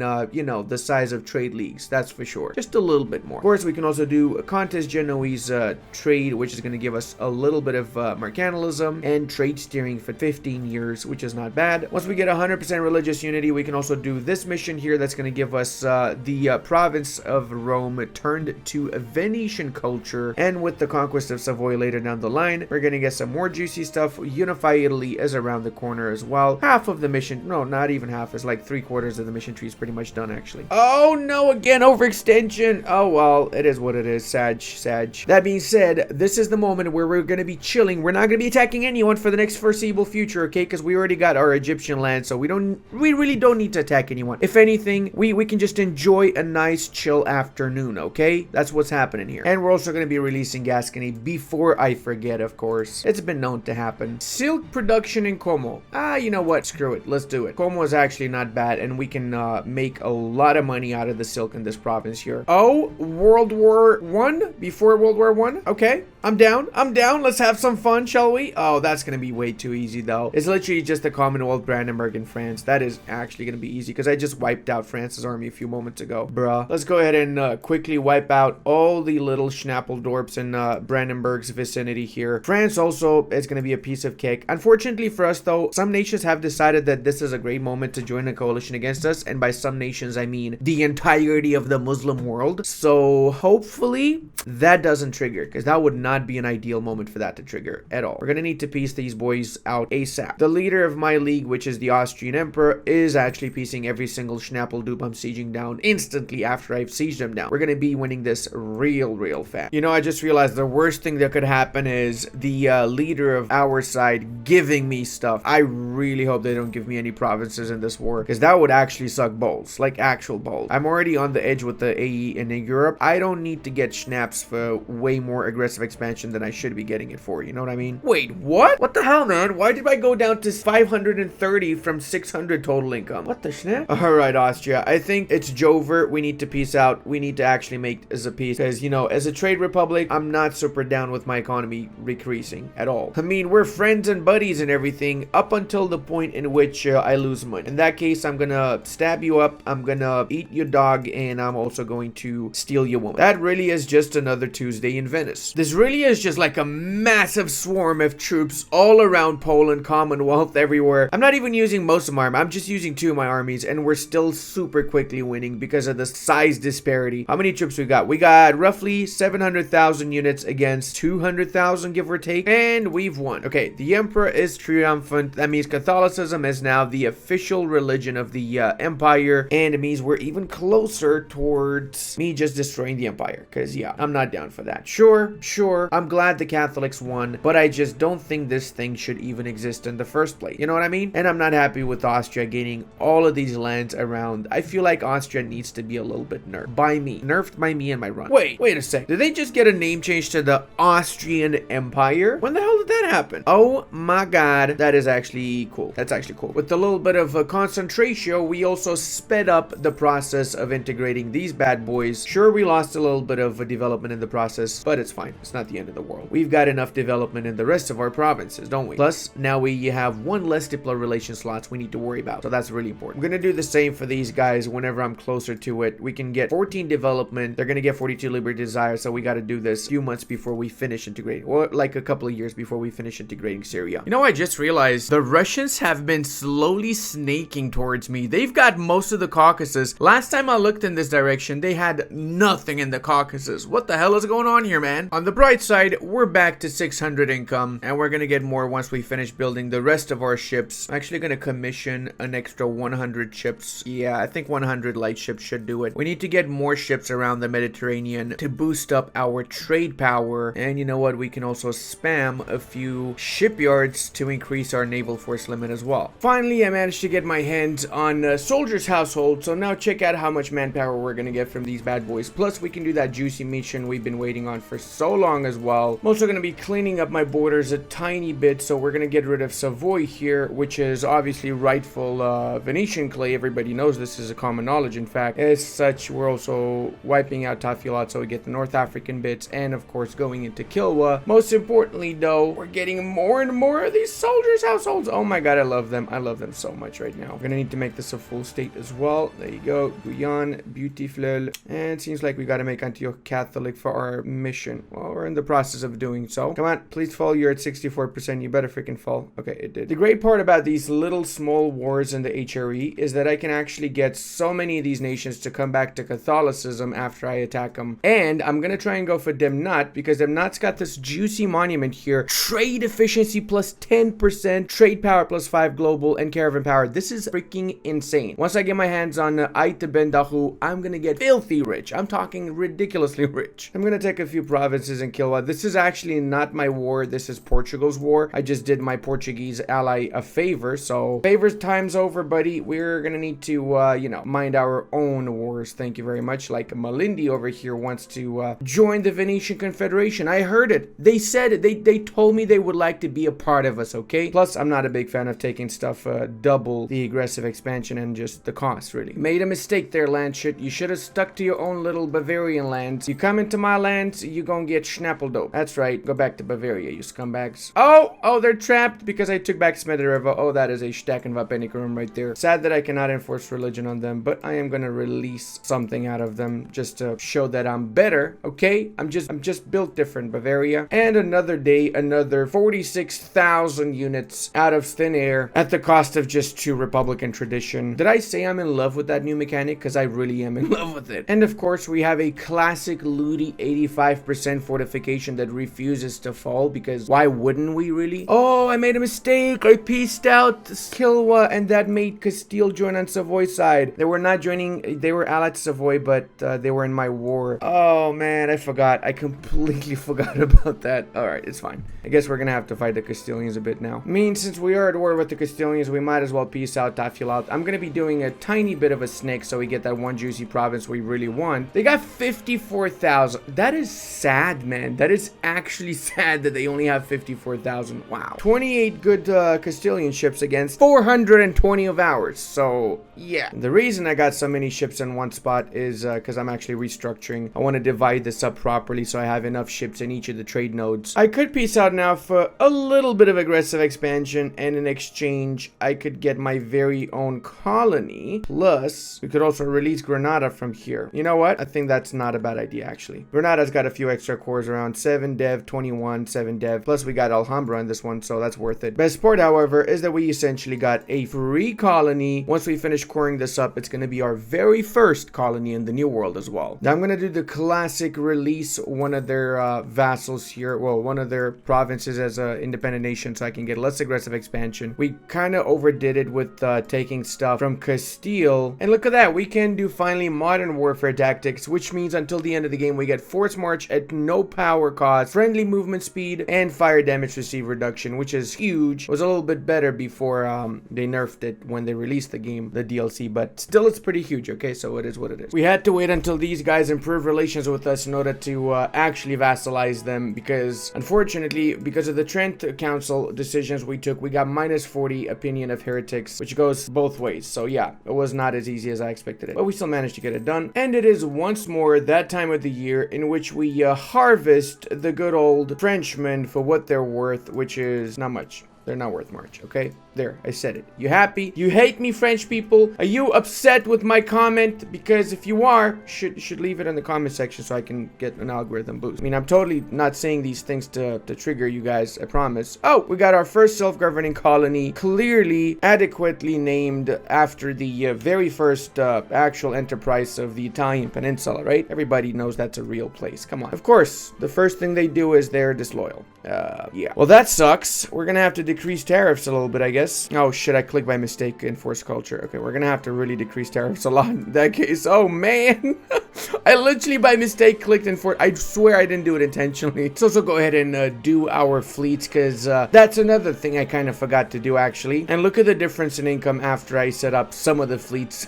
It went from 40 ducats to 83. Holy mother, man. And after one more month, it's up to 93 now. All right, we're getting the dough. We're definitely getting the dough. We also need to make this actually a trade company. Let's do that before I forget again. So we get the extra merchant to transfer from Tunis directly into Genoa rather than letting this go into Sevilla. Click yes Civius Maximus. All of these provinces should now be a part of the Tunis node, and there you go, we got the extra merchant. Let's go ahead and make sure we transfer with this bad boy, and let me actually check how many strategic goods I've got leadership of, because I'm curious. So we got 1 2 3 4 5 6 7 8 9 10 11 12 13 of the goods in EU4 we have. We're the leader in those particular goods. That is actually wild. That is genuinely wild right there. We got 52% share of the world production of wine. What? What's my biggest share? So 52 of the wine, 48% of the glass, and 34% of the paper. Holy mother, dude. Holy actual mother. And we can also do the Conquest of Savoy. That means we're going to get a town hall in Torino now and some base tax, as well as a 75% production efficiency guy. We're going to 100% hire that boyo. I do like me some Civius Maximus Advisoricus. I feel like France is not even trying anymore. They just threw the gauntlet and are basically going, well, truce is over. These guys are going to attack us again. Might as well just give them whatever they want. No point in fighting anymore, is there? Since we've got the Dozvold CB, now we can take 75% aggressive expansion from attacking provinces. So this war with Kilwa is going to be a piece of cake, and it's also going to be really easy for us to pretty much take as much as possible without really worrying about aggressive expansion very much. Look at that. We're basically taking the entire coastline, and I just realized Kilwa has hegemony here. They've wiped out all the other natives, so we're going to be doing to Kilwa what they did to Mutapa and friends. France has come around. They're willing to give me what I want. Look at that. We got most of South France, and we're going to release Burgundy from the province of Sciarola. Apparently that's how you say that province in Italian. Pretty funny if you ask me. The reason I say it's funny is because Sciarola, and I'm totally not making this up, means subscribe to Ludi at Historia so he can get 200,000 subs. That's actually exactly what that means. Since we are in the Middle East, we might as well attack these guys too. Holy Warriors, and we're gonna get all of Medina for ourselves since we need it for strategic one more missionary reasons. Pretty sparse our enemies here now. So the thing is, I don't really need missionaries now. I got way too many of them. I got the one from Jerusalem, the missionary schools, counter reformation defender, the faith base, and now we're gonna get the one from the Holy Lands here. And because we got so much actual missionary strength, we're up to 12.5. We're converting shit so fast, it's insane. Maybe once we do form the Roman Empire, maybe I'll do a world conquest with one faith as well. I don't know. I'll think about it, because we got so many missionaries. We might as well, right? Do you guys think that I've got really great luck in my runs? Because check it out. 71% siege on this one, right? 71% siege on this one as well. And we also had 71% on Yambu before it fell. So yeah, okay. I don't have the... Okay, did we just take that at 14%? Did the game just take that at 14% to negate every single complaint I had? Are you kidding me right now, game? I'm trying to make people sympathize with me, and I hate you, EU4. I'm also going to be improving this province a little bit so I can get one of my missions done. Well, actually, both of these provinces. There you go. So this mission here allows me to get into the Red Sea. Two things can happen. If these provinces are owned by a Mamluk vassal of mine, then I can get the Suez Canal done. However, I do not have a Mamluk subject owning these provinces. I own it directly. So the other thing that's going to happen is I'm going to get permanent claims and some light ships. Is it worth releasing the Mamluks for that? No, fuck that shit. I'm just going to go for this. I just want to do my mission. Sure, if we have done this at the early part of the campaign, maybe would have been better. I don't know.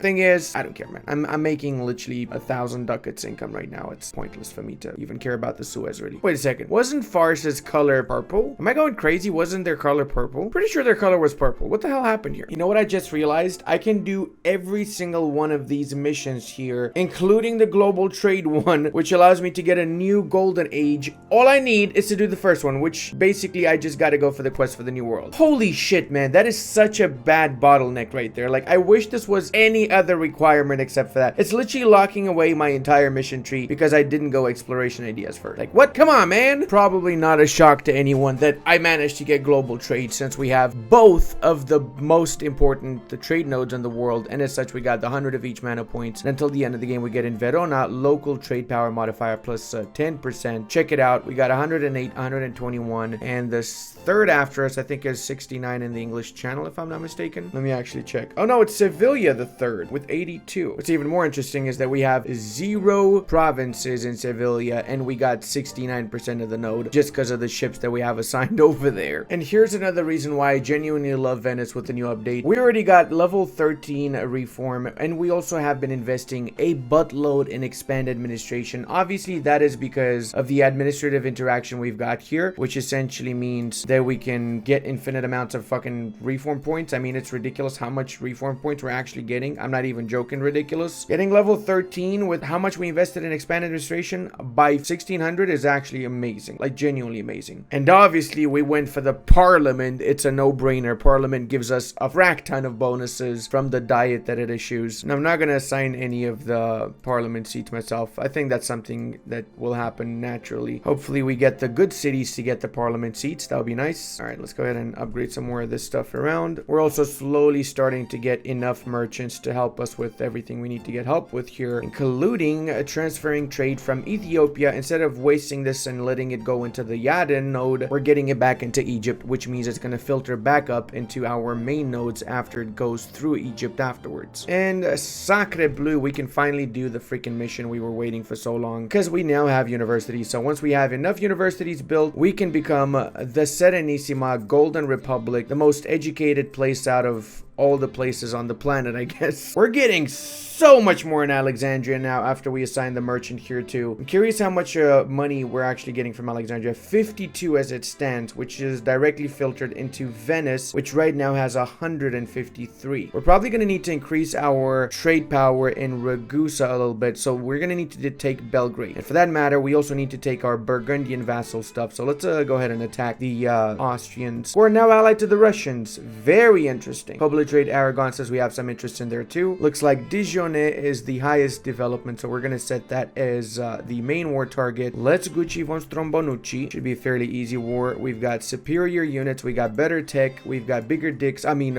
more brain power, more brain power. That's what I wanted to say. We're going to be rushing the Russians first, so we can piece them out and we can deal with the Austrians afterwards. White peace is all I want from them. I don't really want to fight them right now. They're not too difficult, only 100,000. But they are very large, and I hate just walking around half the freaking world to get rid of their troops, you know? I mean, seriously, look at that. They've got massive borders as it stands. Oh, snaps. Japan got Manchuria. This is a very historical gameplay right here. Like, actually very historical. Gujarat almost unified India. What? That is actually unexpected. I don't think I've ever seen Gujarat do that. I do appreciate how Austria and Russia are focusing on the Commonwealth instead of me. I love that the AI is scripted in such a way that they're picking on the weakest link. It basically means the AI is essentially bullies, right? We're assaulting and we're rushing a few of these fortifications in Russia. It's worth it in my opinion, even though we waste a little bit of our mana points. Better than having to have a prolonged war with the attrition master over here. Come on, give me all the fortifications. I need them so badly. What is this? A new mission? Oh, we got halls of knowledge. 10 provinces with university. So that means embracing new technologies is going to give us 1 innovativeness and 1 republican tradition. In 1600... Everyone's gonna have 100 innovation by the point in time in which you're gonna have universities. Oh my god, this mission. It's a great mission, guys. It's really makes a lot of sense. Bruh, even in Russia, I cannot take a break. Seriously, 78%. Are you actually for real? I even barraged this freaking fortification, dude. Go back here before the Russians take back Moscow, because let's face it, that will happen. Looks like we got a few nations also that are starting a little bit of a coalition. That's, again, the Middle East and Trent. At least Yas didn't join, right? Then we'd be in actual trouble. Let's take this province quickly. Oh, beautiful. 31 days. I love to see it. How far are we? 52, 40. Okay, we're almost there. Okay, let's bring our main army here so we can make sure they don't take Moscow back. Of course they took it back instantly. Why wouldn't they, right? At least we managed to relieve the siege of Yaroslav. Jesus Christ, it took me way longer than expected to get these guys to give me white peace. I cannot even take a single ducat from them, bro. What a stingy bunch of schnappledupes. But that means we can use the other 3 armies we were using in Russia to focus on the Austrians now. Finally, we're going to be getting the lands that we won from the Sicilians, and I'm also going to be taking 2 provinces in actually I'm just going to take 1 province there so I can release Catalonia and feed it back its provinces afterwards. Not much of a coalition, which is awesome because we're also not going to get much AE from the Austrian war, since most of this is of course going to be returning courts to our vassal. I guess this would be the final deal. We're taking as much as we can from there, plus we're taking Trieste and Belgrade, so we have all the provinces that we actually want within the Ragusan node. Not too worried about the coalition also, since most of those nations either are already in the coalition against us, like Songhai is and a few others over there, or they're just really weak. And the truth is, or I have a truce with them actually. So the truth is that I'm more than certain that once I do unpause here, most nations are going to start leaving the coalition simply because they're scared shitless of me. And what do you know, we got plague doctor training. As such, the citizens of Venice will be less likely to be struck by the plague event, so that doubles down because we also have the Divrigi monument that gives basically about the same bonus. Now, to do the Golden Republic, we need to do standardized relazioni, which means we need to have level 3 either diplomat or spy master now. So let's get this guy temporarily and we're gonna fire him afterwards. There you go. Diplomat +1 and max absolutism are added to our national ideas. Found the state inquisition. Now we can do the last of wealth and power mission, which allows us to become La Serenissima, Lycius Maximus. So we have a few options here. We also get 20 permanent power projection, by the way, so that's pretty awesome. First option allows us to change the country color, change the name to La Serenissima, and we get new traditions and ambitions, meaning new national ideas. We can also only change the color, only get the title, or just get the national ideas. It's up to us, where we just refuse it flat out. I'm gonna go for everything, so we are now La Serenissima, which means we look a little bit like this, pretty much same color as the Roman Empire, to be honest with you. And now when it comes to the national ideas, we go from the Venetian ones to these bad boys. Clicius again, tech cost -10, trade efficiency +20%, global trade power +20%, fire damage +15%, and force limit +20%, naval force limit, goods produced +10, and ship trade power +35, max absolutism +10%, as well as we get galley combat ability, trade steering. Obviously, these are probably the best trade ideas in the game itself, and we do keep the national flag, because technically this is not a formable, it just changes the color and the name and the national ideas of the Venice tag itself. We can also restore our name, restore our color, or we can form the Italian nation. Freaking finally, we were able to do this 100 years ago, right? I'm gonna wait before I form Italy though, because literally I can do all of these freaking missions because I've got the colonies, I've got everywhere expanded. The only issue, I don't have Quest for the New World, so I need to wait until I get my next idea sets at admin 17, and then I can get Quest for the New World and actually unlock the rest of the missions. Not gonna lie though, I really like the map color and the name. In fact, thinking not to form Italy at all and just form the Roman Empire, but then I really want the Italian missions because they're really freaking overpowered, so no, we're gonna form Italy. Kind of sucks that we're only keeping this awesome color and name for just a little while though.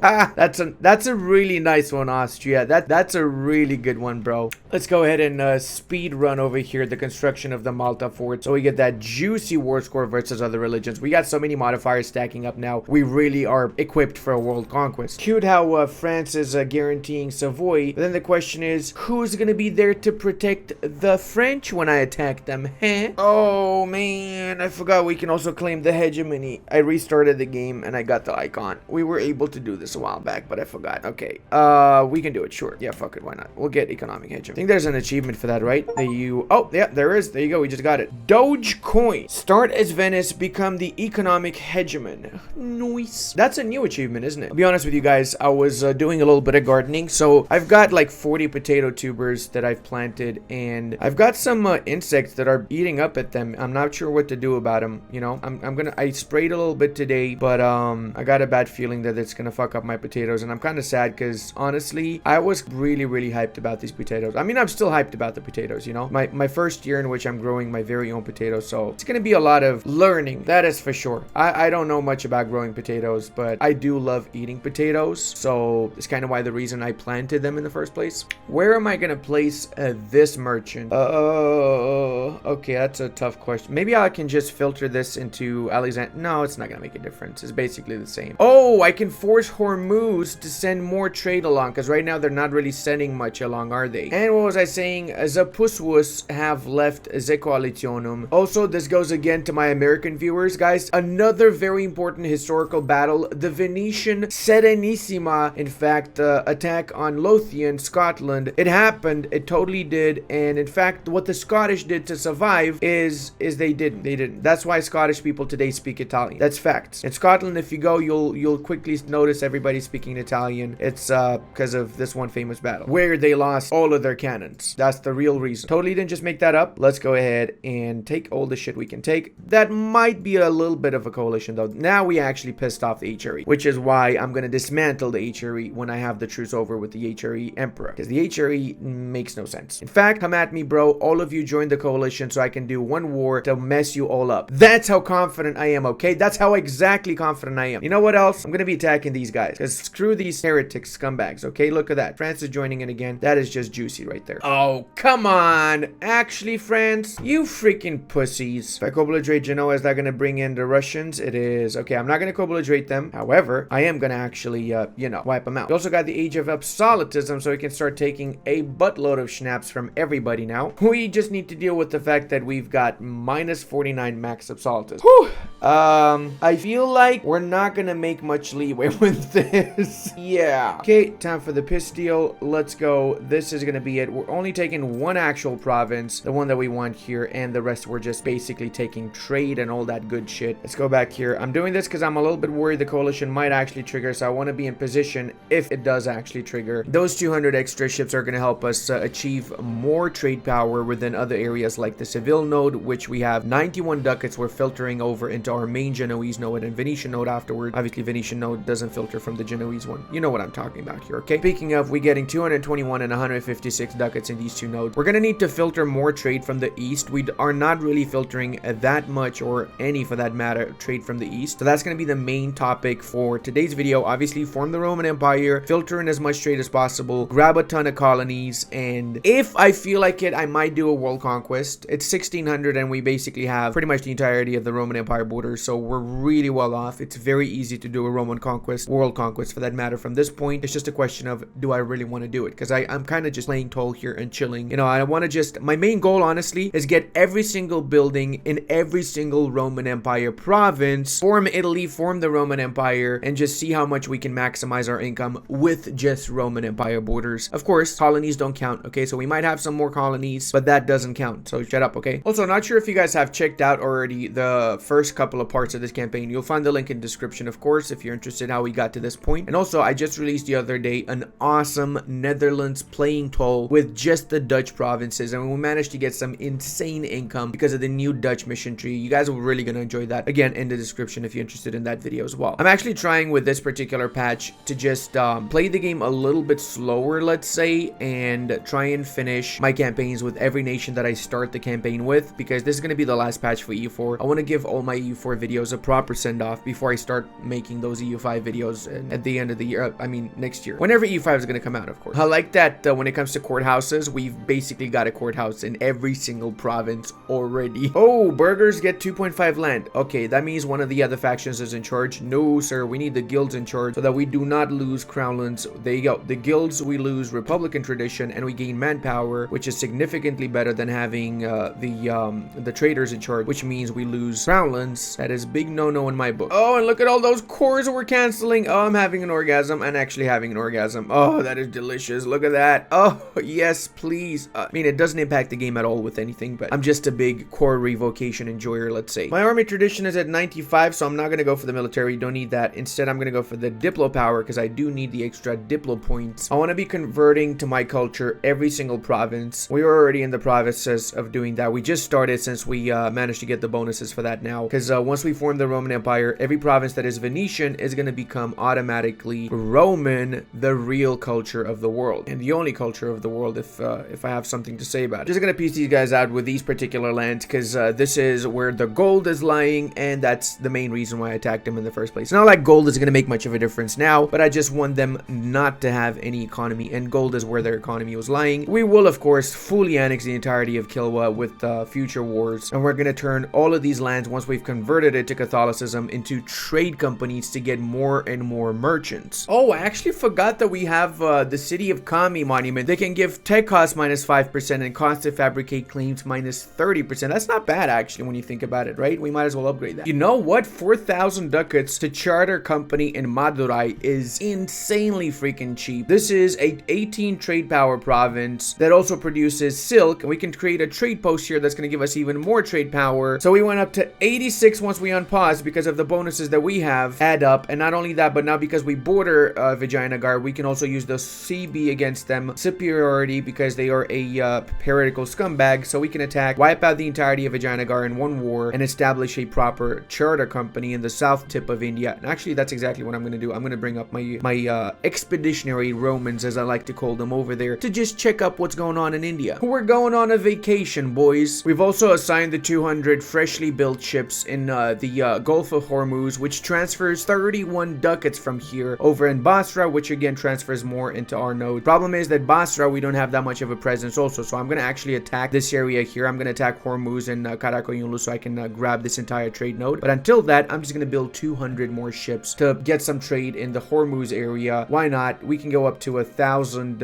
naval force limit without any actual consequences. Let's actually build a few shipyards, I guess, just to, you know, not get too much of an over force limit sort of situation. And we might as well state the rest of France here since we have the extra governing capacity to spare. And in case you're wondering how big of a difference just those 200 ships in Hormuz make, look at that. We went up to 1,400 total income by simply switching Hormuz alone and getting a merchant in there afterwards. The scale on this thing is just absolutely ridiculous, my dudes. All right, the Chad Lords are here. Let's go ahead and attack these bastards. Give me all you got. Give me all you got, baby. Gonna do a little bit of a Carpathia siege because I highly doubt their armies even gonna engage me, the little schnapple dupes. Oh, no, I found them. Never mind. I'm gonna wipe out their army. Dariago arrivederci. That was only artillery. Why would they have only artillery? That is just weird, my dude. That is actually just weird. They have any more troops? They have 27,000 something. Okay, well, we won this. We basically already won this, and the war barely just started. Oh, nice. Trying to recruit units. A little bit late for that, don't you think? Maybe you should have thought about keeping your artillery and your main forces together, broski. All right, let's actually go down south because they might wipe out some of my 1,000 stacks. Come on, fold it. No, you don't. Come on, man. 62%. Can you just for once do what I tell you, game? There you go. 61 days to take their capital. Disgusting. Deliciously disgusting for that matter, though. World's fastest freaking war imaginable. After this, we're gonna go into Castile because we need to start chomping onto Castile. The fuck is this? Architectural development. 5,000? Sure, we got the money for that. Let's upgrade some of these and let's get some more of these going as well. Probably want to build as many universities as possible too so I can start playing toll in all these lands afterwards, right? That's part of the campaign goals after all. Oh, they've got a fort in Candy. Don't mind if I get me some of this candy, eh? Yep, that's right. I make the best jokes, in fact. Honestly, if you just didn't laugh at that, you probably don't even have a sense of humor. It's not that the joke was bad, okay? It's just, it's clearly your sense of humor. That's what's going on here, really. Do we have it? No, we cannot release anyone from here. Really? There's no more cores. Bahmanis have some cores, not many though, surprisingly. Vijayanagar's got a ton of cores, like almost half of India is Vijayanagar cores. So I might just keep them as a one province minor after I take most of their lands and feed them the cores back afterwards. Get some money from Amatu. That's fine. There you go. We're gonna station this army permanently in India. This is gonna actually be called the First Indian Legion, for that matter. I know what you're thinking again. Ludi, you got the best names for your legions. Thank you. I know. I'm aware.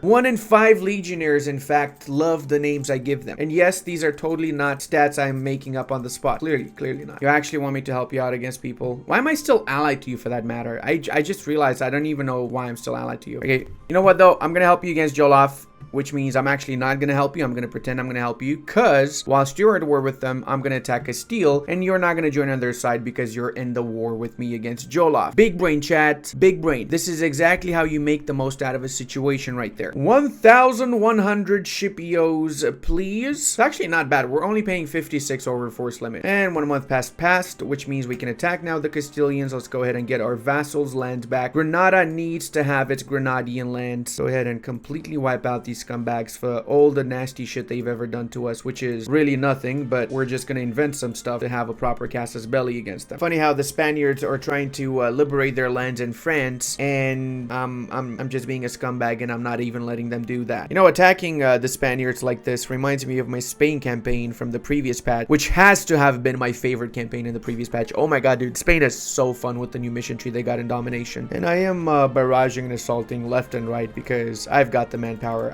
I'm up to 550,000. That's because I used the interaction, which gave me another 80,000. And I can use this every 3 years, which is just ridiculous to me. There you go. We got Malaga. Let's go ahead and wipe out the rest of their armies. And the war has been won. There's not a single nation in the game right now that could actually potentially pose any sort of a challenge. The second strongest after me is Russia with 1,900 development. And they barely just got 200,000 soldiers, which is really not that much. That's basically one of my fronts, as I like to call them, right? That's just the Spanish front. front. I've got 2 times more fronts on the other sides of the empire, just stationary protecting Schnaps right now, or just getting ready to invade parts of Asia. Because that's right, we're going to be going heavy into Asia to get those trade companies and everything else we need to get from them. Can we get an F for the brave Spaniard defenders? I gotta say, they might have lost really fast, but they fought with, you know, with the good spirit, and I love Spain in general, so it sucks, but they have to rejoin the Roman Empire, that's for sure. What the fuck is going on here? Why is Kong attack? Oh, okay, I forgot I'm at war with Kong.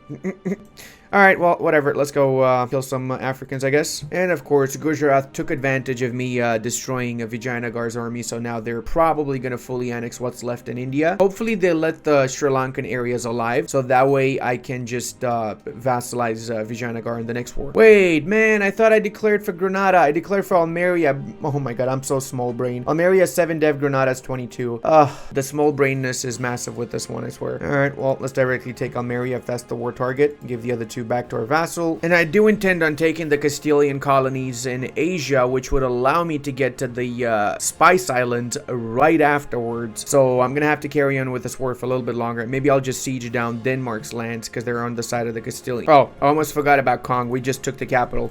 Can I actually take anything from this war? Wait, no, Jolof's the war leader, not Kong. Okay, let's take Jolof's capital then, shall we? Skibbity boo, skibbity bay, Wolof, gonna be schnapple duped. Hey, that's it's a famous Venetian song. Okay, actually, I could take some provinces from Jolof by simply taking their capital. So, yeah, I mean, sure. I don't mind having a trade company here as well. This is becoming a little bit of a chore, getting war score against the Castilians. So I'm just going to take a little bit in Europe. I'm mostly taking colonial lands, including the Asian bits that I showed, plus South Africa, and a little bit more around the colonies, including Panama. We're doing this slowly, one step at a time. Next war, we're going to take more, because next war, I'm actually going to do some naval landings, which is something I'm not going to do right now because I don't care about it that much, to be fair. There you go. Now we can do the Alhambra, upgrade this to max, and also integrate these bad boys. And we're going to use this time to consolidate against the African bits, get more trade companies there, and again, go into Asia. Or actually, no, wait, we have the truce done in France in a couple of years, don't we? 25. Okay, 3 years. We got to get ready for the French war again. Cool. So we have time until the French war then. We can do Africa. This time for Africa. Da da da da da. Wipe out the natives. Da da da da da.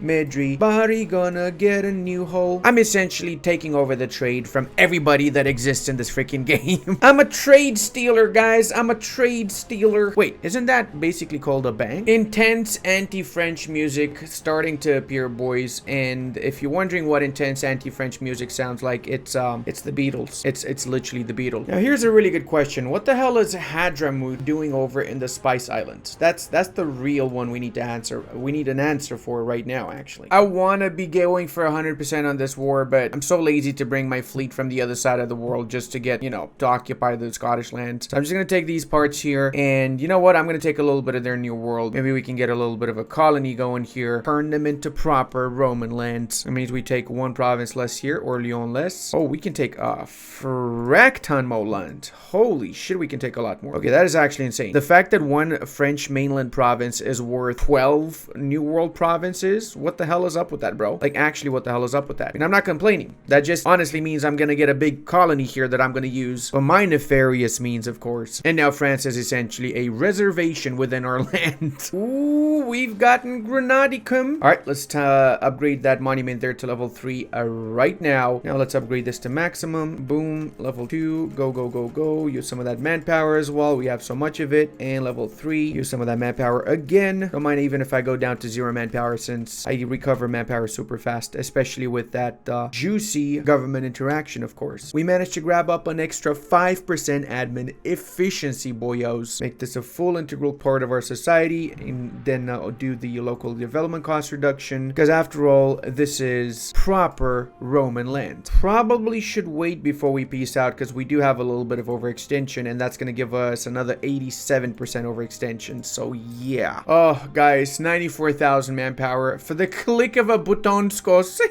Okay, time to get a big chunk for the next trade company. And look, now we have the East Sahara also with our beloved color, don't we? 102 overextension. Maybe we can lower that by concentrating somewhere here. Really, we cannot actually concentrate anywhere for real? Well, that's actually unfortunate, because that means we gotta kill rebels again for the 9 millionth time. Most serene Canada, more like a lot of vagina, which is a real colony that existed. Totally did. Okay, now Portugal, come on, dude. Seriously, again, why did I not cancel my freaking alliance with these dudes? Actually. So I've basically redone my trade networks now. So now we've got roughly around 775 going into the Genoa node, where we have 100% of the node. As such, we're making a little bit of a sacrifice here, and we're only getting 40 in our main trade node. It is what it is. That being said, we're making right now more money, actually. We're making 2,481 total income from basically collecting the schnapps out of the node in Genoa. We also have significantly more merchants now, because we've established a few extra trading companies. As such, we are filtering from all around. I actually need to switch. My next merchant's going to be over here, so we can start filtering directly into the north. That would bring us around 100 ducats more. So I'm going to do the next trade company once I've started getting the Great Lakes, or actually I think I can probably get one more from Basra really quick. Yeah, okay, so what I'm going to do is I'm going to be attacking Hormuz, which I haven't done yet, and Karakoyunlu next. I have been expanding in Asia. I have been consolidating Africa. We've got most of Africa actually now, and we got trade companies that have above 50% of the trade in both the Katsina and the Timbuktu trade nodes, by simply taking the northern bits here to connect all of the trade routes around the African paths. Of course, I'll be completely wiping this area out because the English have started munching into here, and they've established the English Niger, the English Niger. We need to establish the Roman Niger, which is going to be superior than the English Niger since it is Roman. And yeah, that kind of caught me a little bit off guard, not gonna lie. I had to think about that word for a second before saying it out loud. We've expanded also the amount of colonies we have around the New World, and we've got our trade fleet also hard at work filtering everything into Sevilla. We can actually get some more ships now that I think about it here. We can probably do another 100 in there, and this again gets transferred all the way into our node. We've got almost all of France now. The Austrians were lucky enough and they managed to snake into France before we could finish them off, so we're gonna have to take care of the Austrians next. We're gonna do a war against the Austrians, and for that matter, we're waiting for the truce to finish with Castile so we can attack them as well. Unfortunately, there is a little bit of a coalition, which I kind of suspect will dissipate if I reload the game, so I might test that out. Let's see. I'm kind of not really too worried about the coalition, to be honest. On the other hand, there's no coalition in India, so maybe we should focus a little bit in this area here, since we do have how many? 1, 2, 3, 4, 5, 6 potential trade nodes. So that means 6 potential merchants we could get from this particular bit as well. Also, I want to show you guys something really cool. Lanfang,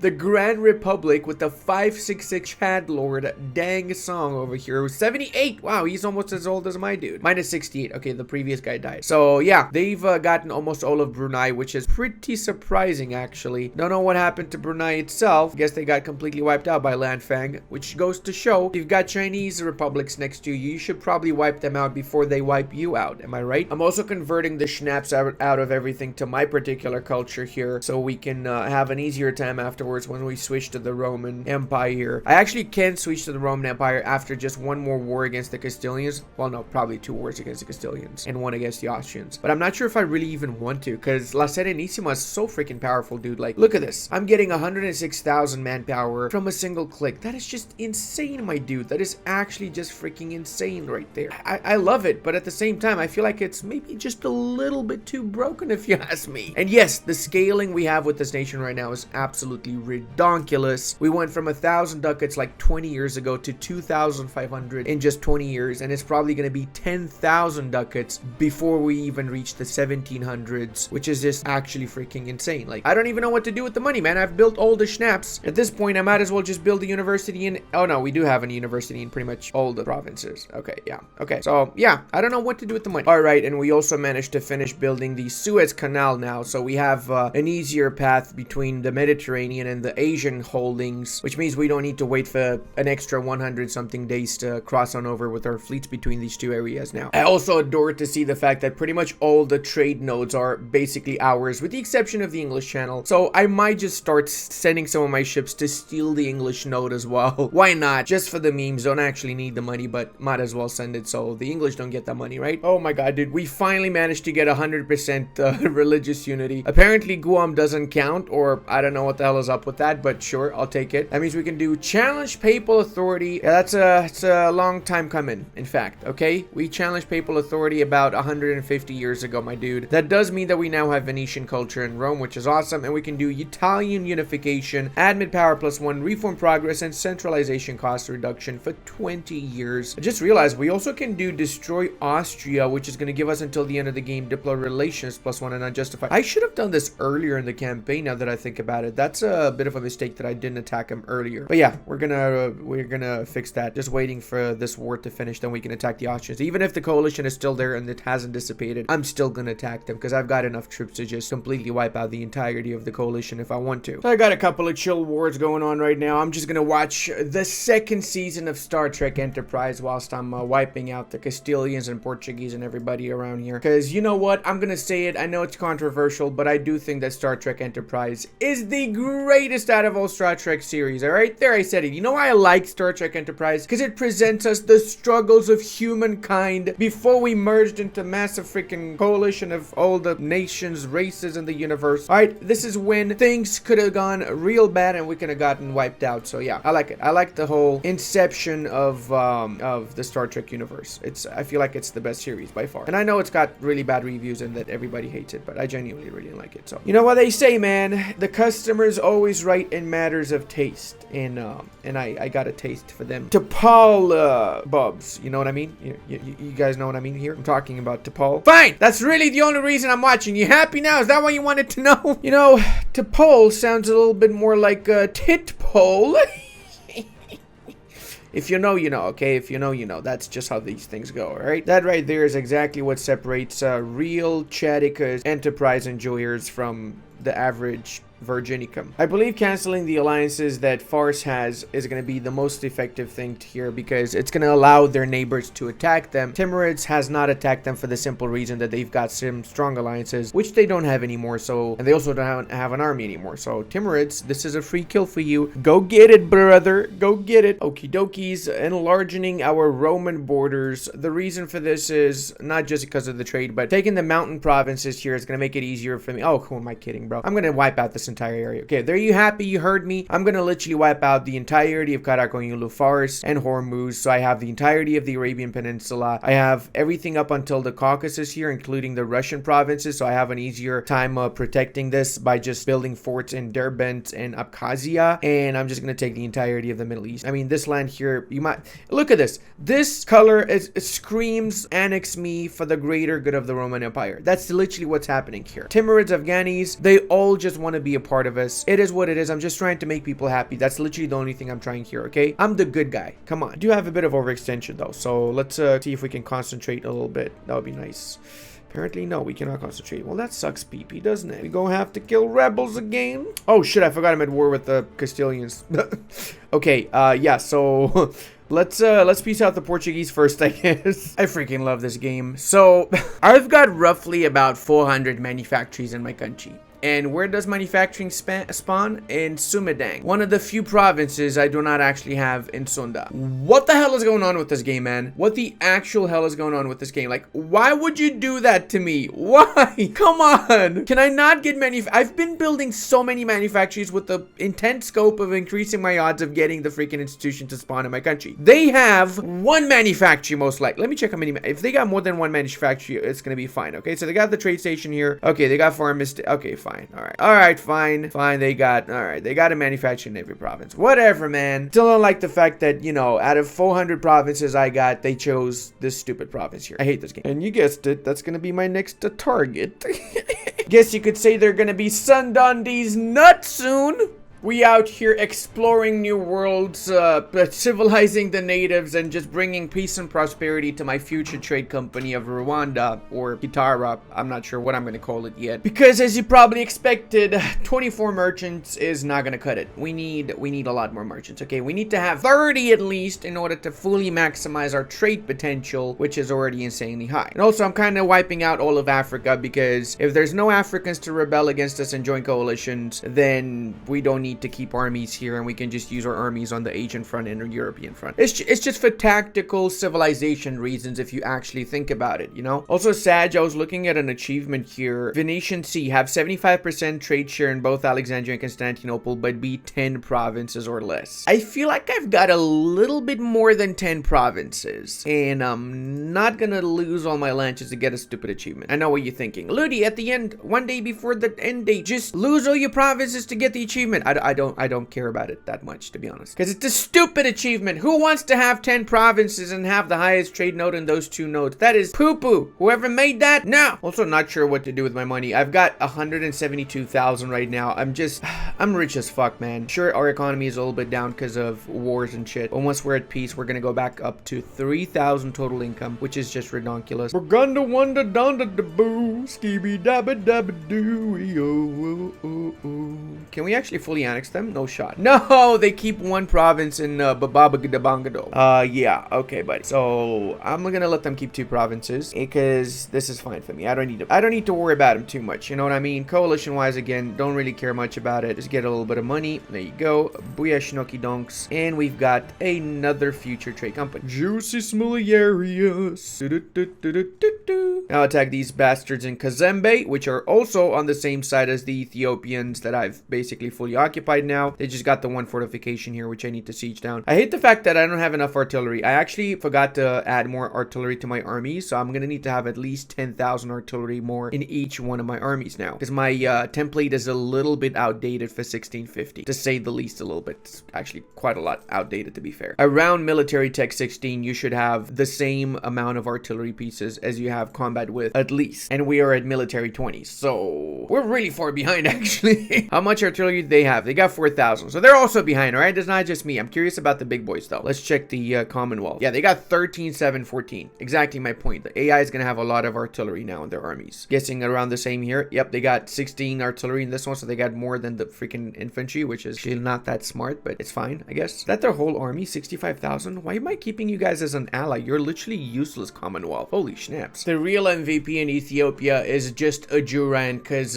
they were the ones that made Ethiopia release half of the bases they conquered, which made it a lot easier for me to wipe them out as well in the process. Now, a little old Ethiopia is a 1 province minor, just the way they should have always been, really. Hey, Kaffa, how about you cuff up that gold mine, am I right? I make the greatest jokes, don't I? No, not really, I don't. It's also that time of the year where we're going to be sending our colonies about 50, 60 ducats in subsidies, I guess. Let's start with the Canadian schnappel-dupers here. They're the ones that have really been working hard for this money, of course, by just simply existing. Maybe I should send them 100 ducats in subsidies. Yeah, screw it, 100 is better. That way, maybe they're actually going to build up a fleet of their own and not just 9 freaking frigates. Kick, look at their balance now. Okay, baby, you better be building stuff. I better be seeing you build stuff. What are you doing? What the hell are you doing? You're not building nothing. Okay, where's the fleet, man? Schnappeldupe, yeah, you need to get your schnaps straight, brother.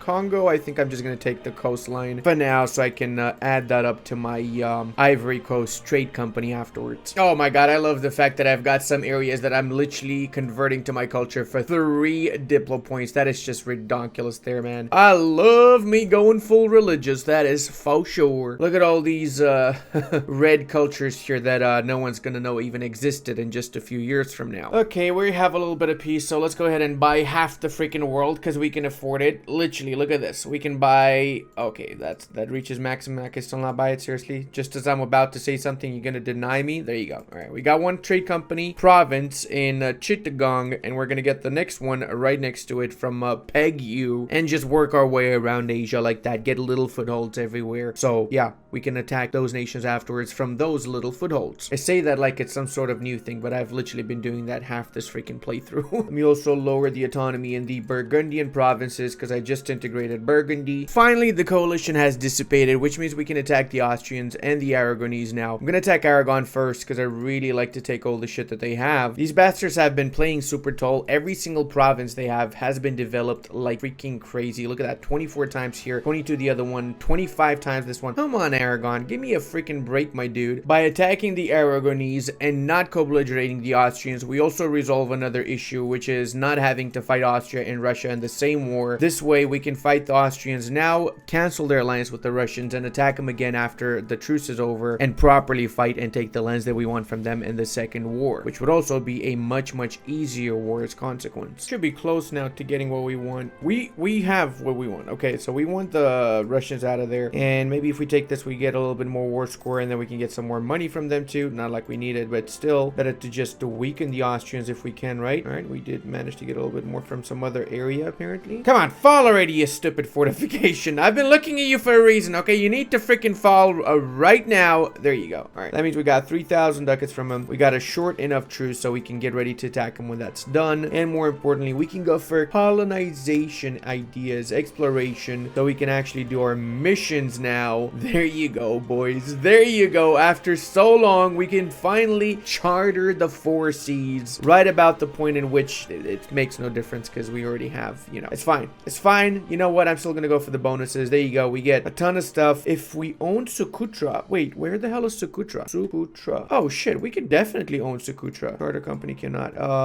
I could just attack them for it. I don't care. Well, it's value. It's not trade goods. But still, whatever the case. There you go. One more, and we got 79,000 ducats. What the fuck? We literally got 79,000 ducats. Oh no, we got 82,000 ducats. My bad. And we also got until the end of the game ship cost reduction tradition from protecting trade and max admiral maneuver. That is just, yeah, that is good. That is really good. 1 extra merchant till the end of the game as well, and trade steering +5. The mythical realm is going to give us permanent claim on every coastal center of trade in the Indian subcontinent, permanent claim on every center of trade in Malaya region. Okay, what is going on here? Why can we not do this? Need to own, oh my god, literally the only area of Africa I don't own. Are you serious right now? And Malaya, I need to, okay, I haven't really been taking too much care about Malaya, to be fair. Or China. Okay, so we can, you know what?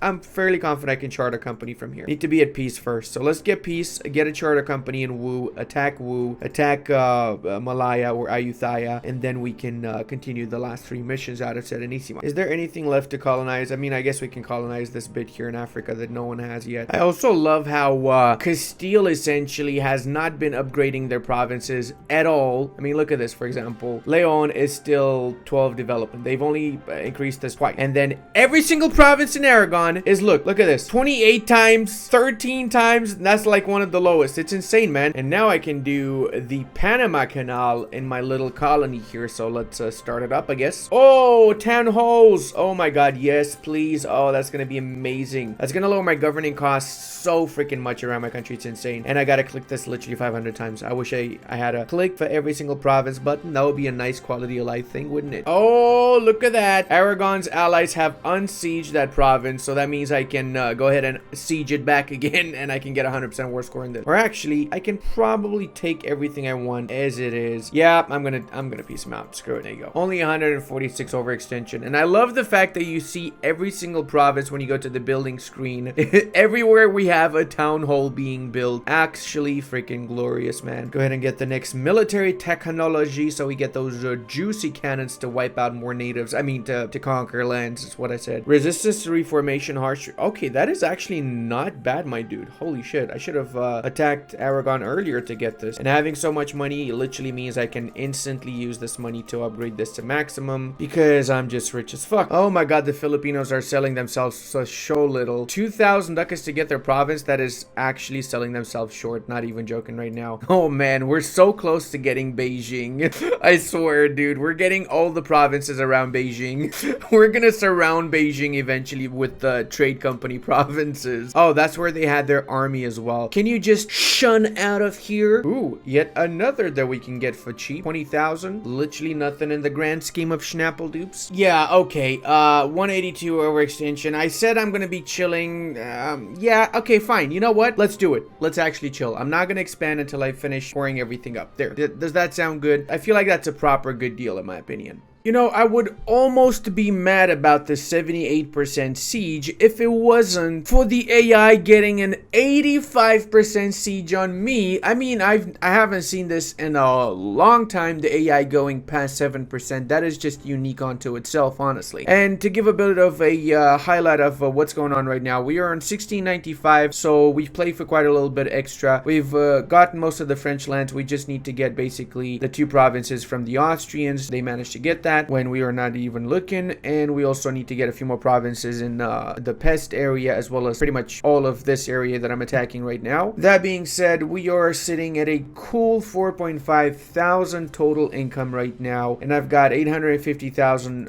in liquid cash. I don't even know what to do with it. Like, genuinely don't know what to do with it. I've built all the buildings I want to be building around. I'm not even gonna bother with some of the other buildings. That is, of course, because of our delicious and juicy Genoese node. We're using 31 merchants to filter basically mostly in this one node as much as we possibly can. That includes yeah, basically taking most of the Sevilla node and the Valencia node and bringing it over in our main node from the New World. So all of the colonies that the Castilians and the Portuguese have are basically working for us. And yes, our own colonies are pretty massive as well in the New World. We have a presence all over the continent, albeit I kind of messed up here because I was gonna steal all of Castile's colonies. I'm still able to do it if I manage to fully annex Castile in one war, but they lost some of their colonies. That's why I said I messed up, because Colombia and Mexico are independent, which sucks, because now when I annex the Castilians, I'm not gonna get Colombia and Mexico. I'm gonna have to fight for them separately. But hey, it is what it is, right? You win some, you lose some. We've also converted quite a few more provinces around our empire. Actually, most of the non-European lands are converted to Venetian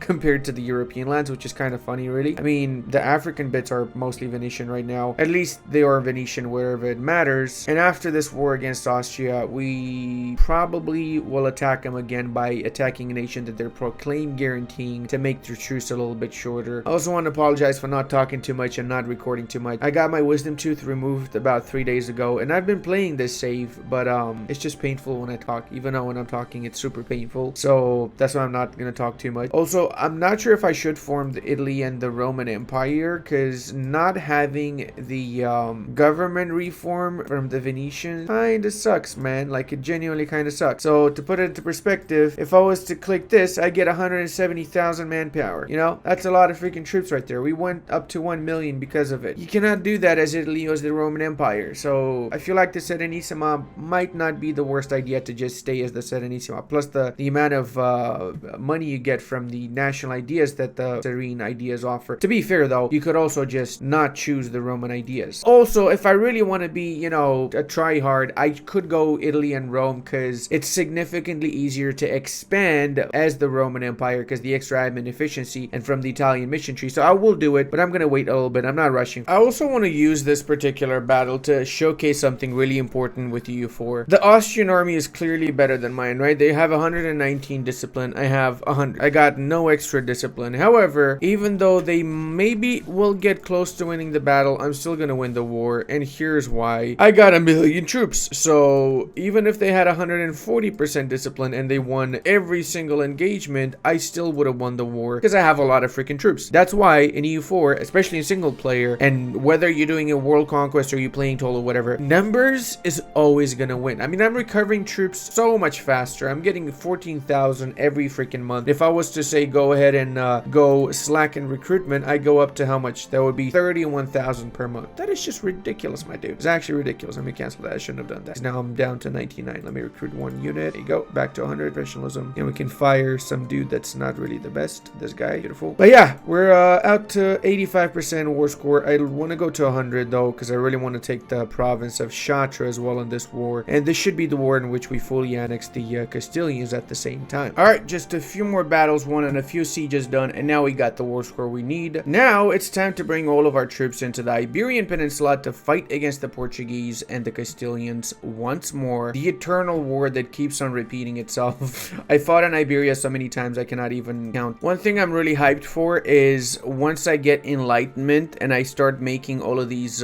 coal furnaces around my empire, that's gonna be when we're gonna get massive amounts of money. I'm talking insane amounts of money. And of course the enlightenment also didn't spawn in our nation, it spawned at freaking Pole. Dude, come on, man. How am I not the most enlightened nation around? I literally have half the freaking planet under my control. I got half the people. One of them must be enlightened enough. Come on. I think it's also time I wipe out what's left of the OPMs in North America, like Cosa over here, or Creek, whatever they're called. Give them up to my colony of Missy Simpleton. The famous one, of course. Everybody knows about this totally real colony that existed. Also ramping up my Aragon removal activities, as I like to call them. Skibbity skibbity boo, skibbity bay. We got counting houses, so we gonna be super rich. Hey, look at that. Look at that, boys. 2.2 ducats flat. We're getting literally 2.27 ducats from the one province in Cairo alone. What the hell, man? What the actual hell? Wait a second. We can get the Moai statues in Venice.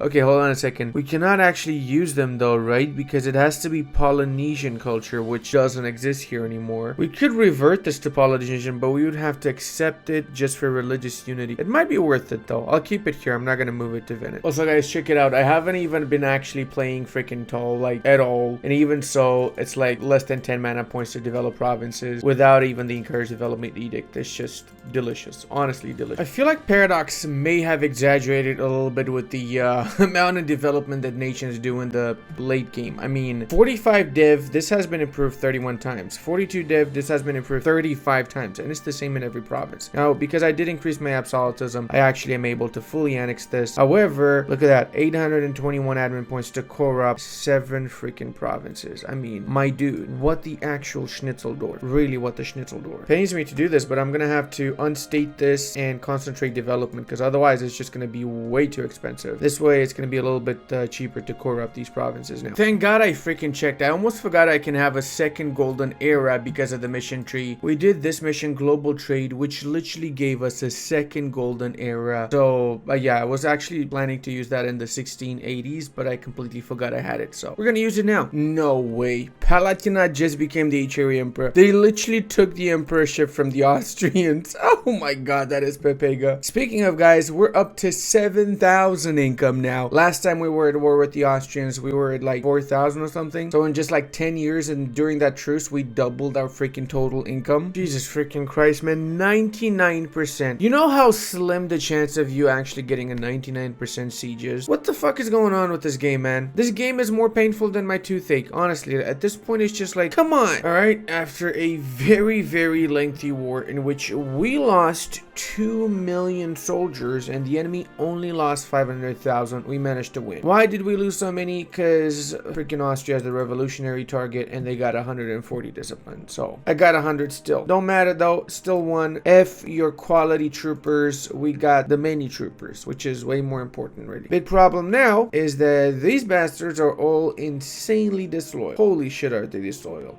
All of them. So we've converted a buttload more cultures to our primary culture. I'm not forming the Roman Empire yet, mostly because of that. I need to wait for all the provinces that I started culturally converting to finish culture converting, because once I form the Roman Empire, I will be switching over to Roman culture, and the provinces that are in the process of converting are gonna stay Venetian. So we don't want that, obviously, right? Also, guys, check it out. We're down to 3 mana points per development click. What the schnapps, man. I haven't even gotten playing tall ideas yet, and I have got 3 mana per dev click with these idea sets here. That is delicious. And speaking of delicious, converting provinces to our culture is around 6 to 12 mana. It's gonna go down even more once we form the Roman Empire because of the unique government they have. Also, in a weird twist of events, the Commonwealth became a junior partner of Brandenburg. Our only ally is no longer with us, sadly. You know what? Screw it, man. Let's form Italy. We got rid of our beautiful Venetian custom government reform, but we got cool Italian uniforms. I mean, look at these Chad sprites over here. If this doesn't say beautiful, I don't know what does. But even more than that, we have the unique Italian... Wait, did we just lose all of our merchants? We have to reassign our merchants? What? All right, well, gotta do that. Until then, we can do the rightful heirs of Rome, which is gonna give us unique CB to restore the Roman Empire. Not like we need it anymore now, but still, it's there. Plus, we get some other bonuses here, including a ton of permanent claims around areas, increase in centers of trade until the end of the game, governing capacity plus a buttload, 100 for retaking the Pintus area. Then we get another 50 governing capacity from this, plus 1 tolerance to the true faith, and 12 tax in Constantinople. We get another 10 army tradition, infantry compatibility, and permanent claims here. Occitan is an accepted culture and permanent claim on France. Until the end of the game, another 100 100 governing capacity, and another 100 governing capacity, and Turkish is an accepted culture. Generals will gain some flat mana points until the end of the game, Diplo reputation, and development costs in the Italian region. We also have two options here. We can get for the mercenaries some bonuses, or for the entire army landfire damage. I'm going to go for the landfire damage, obviously. Let's click enter here, and also let's click a worthy navy, Spagna Tarraconensis, Hispania as well, Africa Proconsolare, another 100 governing capacity. I'm not even sure how much governing capacity that is, but it's definitely a buttload of governing capacity until the very end of the game. Terra Santa as well gives us some great bonuses, war score versus other religion plus minus 10%. This improves one of our estate privileges. To finish these 3 missions here, we just need to dismantle the HRE. So that's going to give us core creation cost minus 5%, yearly absolutism, and another 10 permanent power projection. We also can do this by building 1 fortification, I believe. So let's build one in here. Dev that up a little bit, and there we go. Selling titles will also give 25 admin power now. That's pretty cool. Every owned province loses 15 local autonomy. This one we get 1 stability from it. Prosperity for all gives us 10 base power and 10 base tax and production amongst our own provinces. Economic liberalism gives a very special statesman or just a flat bonus. I'm gonna go for the flat bonus. I don't want that guy to die tomorrow and then I don't have the bonus anymore.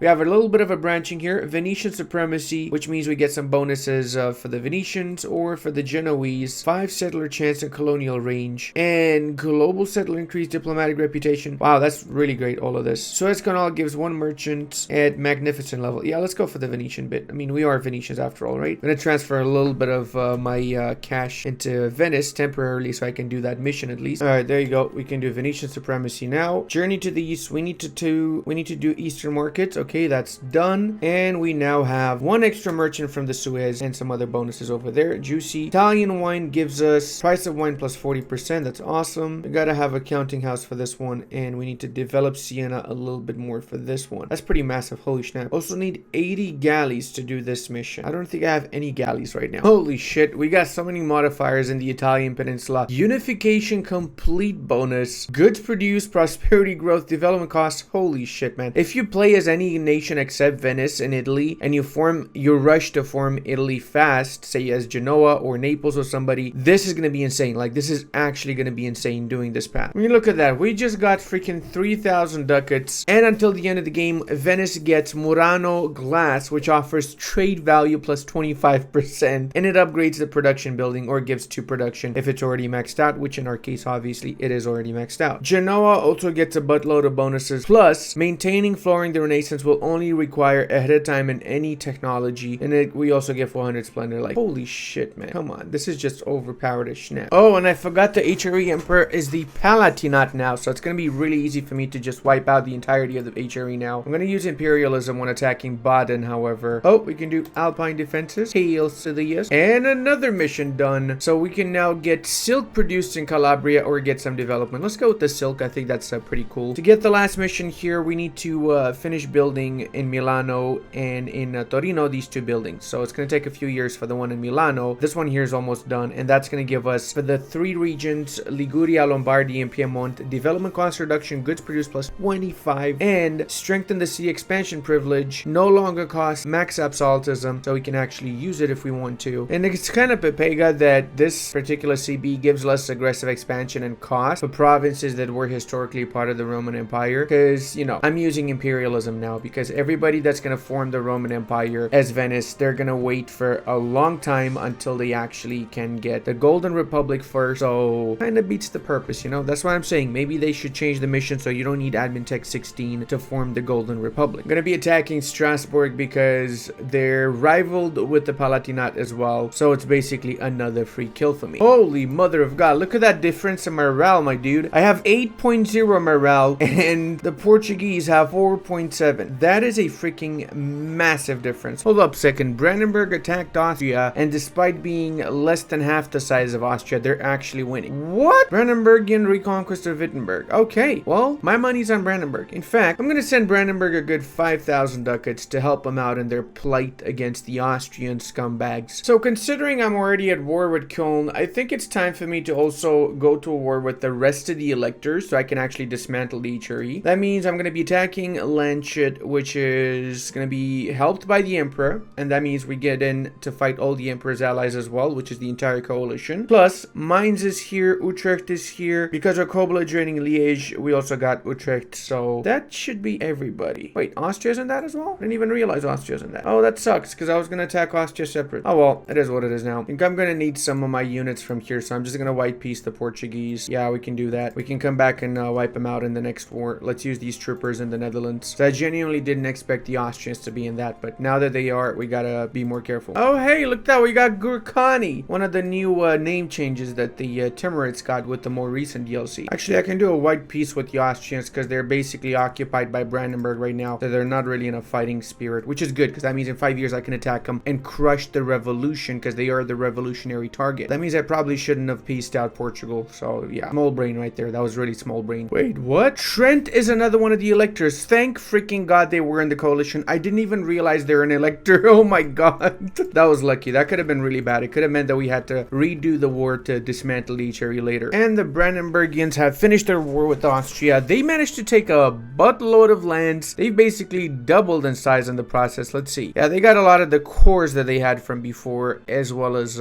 some new provinces here and there. Glad to see it. I don't mind having a good friendly relationship with Brandenburg for no reason whatsoever. Oh no, need to convert. And boys, we have every single province there is to have in the HRE from the electors and the HRE Emperor himself. That means there is no more HRE, and we can do another one of our missions here, namely Holy Roman Delusions, and we get a permanent 5 power projection together with the other, what was it, 15 that we had from the Golden Republic, and the another 10 that we get from this. We have like 30 permanent power projection, just huge. As such, now I'm canceling all the alliances that the nations I'm attacking have, so then it's going to be a free-for-all, and there's going to be very few nations when I attack the next time because they're going to be consolidating and eating each other up. I believe we can also finish this particular Punic War, and that's going to be it for the time being. I need to wait for the truce with the Austrians up next. Berg over here seems ripe for the taking with nobody defending them. Okay, and I love the fact that we have 216 overextension from just having taken like 10 provinces or something. Oh, it's time, boys. We can do Industrial Triangle, which offers all those juicy bonuses to the northern parts of Italy. Holy mother, man. Look at that. Unification complete at the forefront of industrialization and World Trade Center. Milan is a very juicy city unto itself. Okay, we can do another couple of missions, and this is going to give until the end of the game some Diplo reputation and relations. Sweet. Alright, time to crush the revolution. Skibbity bow, skibbity bay, and also take all of the Netherlands. Hey, kick, they only have 100,000 soldiers left, bruh. Holy mother, I just realized we're still getting 6 prestige yearly, even though we are at 95.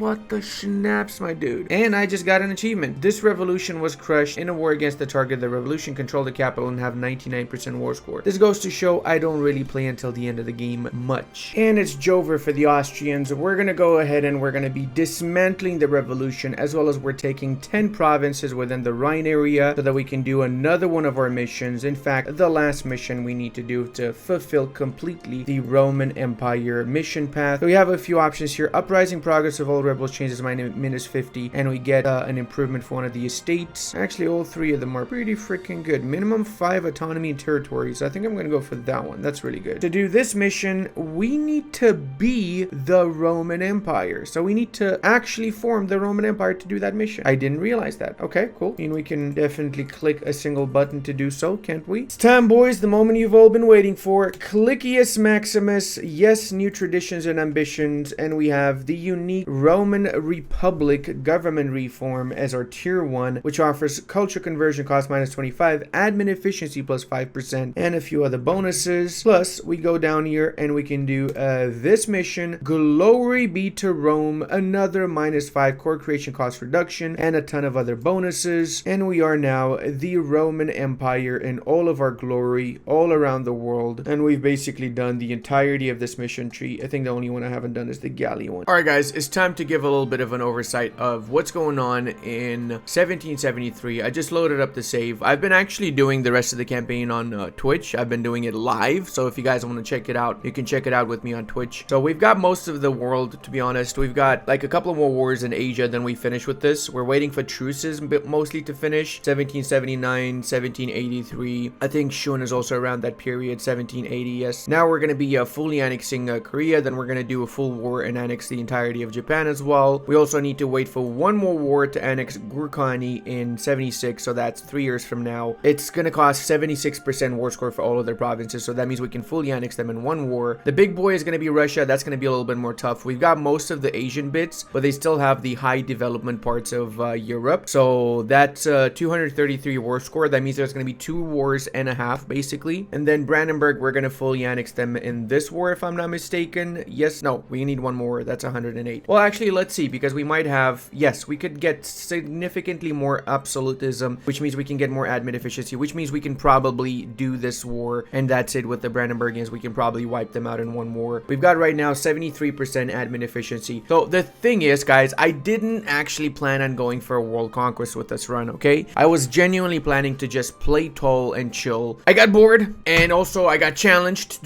to do a world conquest as a republic, so I want to see if it's still doable. I mean, we've got most of Europe, we've got all of Africa, like literally all of it, and now just a few more wars in Asia, and that's it. The New World is where it gets a little bit tricky though, because we've lost the colonies in the New World. Whilst I wasn't paying attention, Colombia ate both of my big colonies, so I'm gonna have to have a couple of big wars in the New World. The difference is that in the New World, they don't have any actual fortifications, so it's gonna be a little bit tricky here, but it's also gonna be easier to get the war score against them if I play my cards right. So the plan is finish my wars in Asia by 1785, and then ship off the 3 million soldiers that I've got. I've got 3.5 million soldiers, ship them all off to the New World, and then just have wars in the New World and truce break, and just truce break as many times as needed in order to completely conquer all the New World, and as such we can do our world conquest as a republic. I am gonna do this live, so I'm not sure if it's gonna be on YouTube or if it's gonna be on Twitch, but I am gonna do it live, so I'll probably link the VOD in the description below of this video. Just wanted to make this bit because I know some of you are gonna say, Ludi, you don't finish your campaign, bro. I finished my campaign, okay? Just because you didn't see it doesn't mean I didn't finish it, buddy. As for income, I genuinely don't even care anymore. Like, I am capped out at 1 million treasury, so I really cannot even get any more money, and I've been building all the buildings imaginable, and I still have more money than I can ever use, so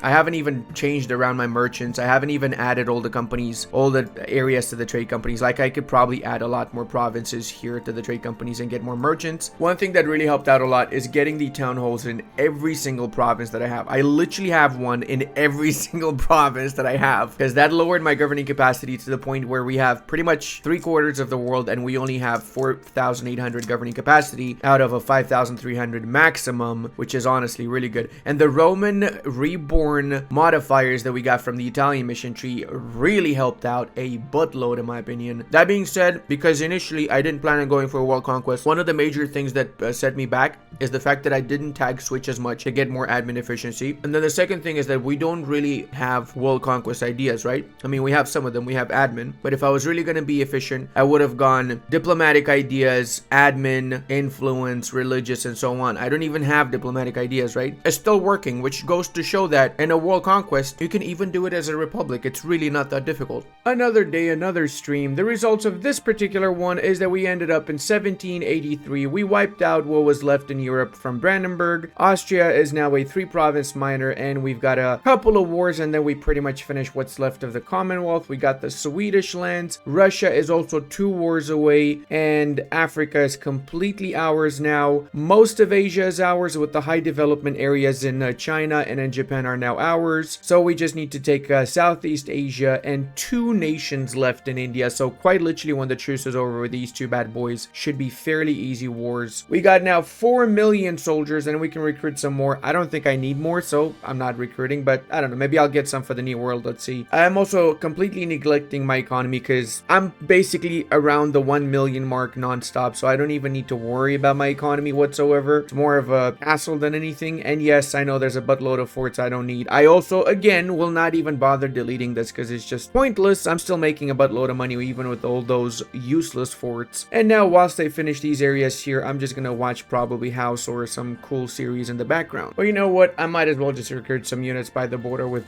Poland. Hopefully my Japanese immigration officer doesn't find out what I did to Japan, which is I basically reduced them to the island of Kyushu, because then I'm definitely not gonna get my visa renewed. And for that matter, hopefully the Australians don't find out what I call their country, because then I'm not going to get my tourist visa for my planned vacation in a couple of years from now. I love how pretty much this whole run we've been sitting at around 300-400 overextension, at least from the 1720s onwards, and yet it hasn't really affected us that much. Most of the provinces are super easy to core up. It's ridiculous. We're not really worried about rebellions in the west, because most of this stuff has already been converted to our primary culture, which is Roman, and they're also of course Catholics. There we go. We got more Romans in Africa, which is almost entirely Roman, than we have in Europe itself. The actual freaking irony. Now I have to deal all the time with something like this, right? If I was to separately piece out these bad boys, they're not co-belligerated, and not only that, because they're a separate piece, it costs me on justified demands, which means I lose a lot of diplo points. So I'm just gonna white piece them, attack them again in 5 years, and wipe them out completely then, because they are of course below 100 war score. They're just 60 war score for me, whilst the main war target obviously we're going to be using to wipe out the other two co-belligerated nations, as well as many other provinces as we possibly can. Even if we cannot fully annex them, their neighbors will do the job for us afterwards, because they're going to be 4 province minor, and they're definitely not going to have any friends. So there you go. That is, in my opinion, the end of Lanchang. Now let's get our troopers by the border with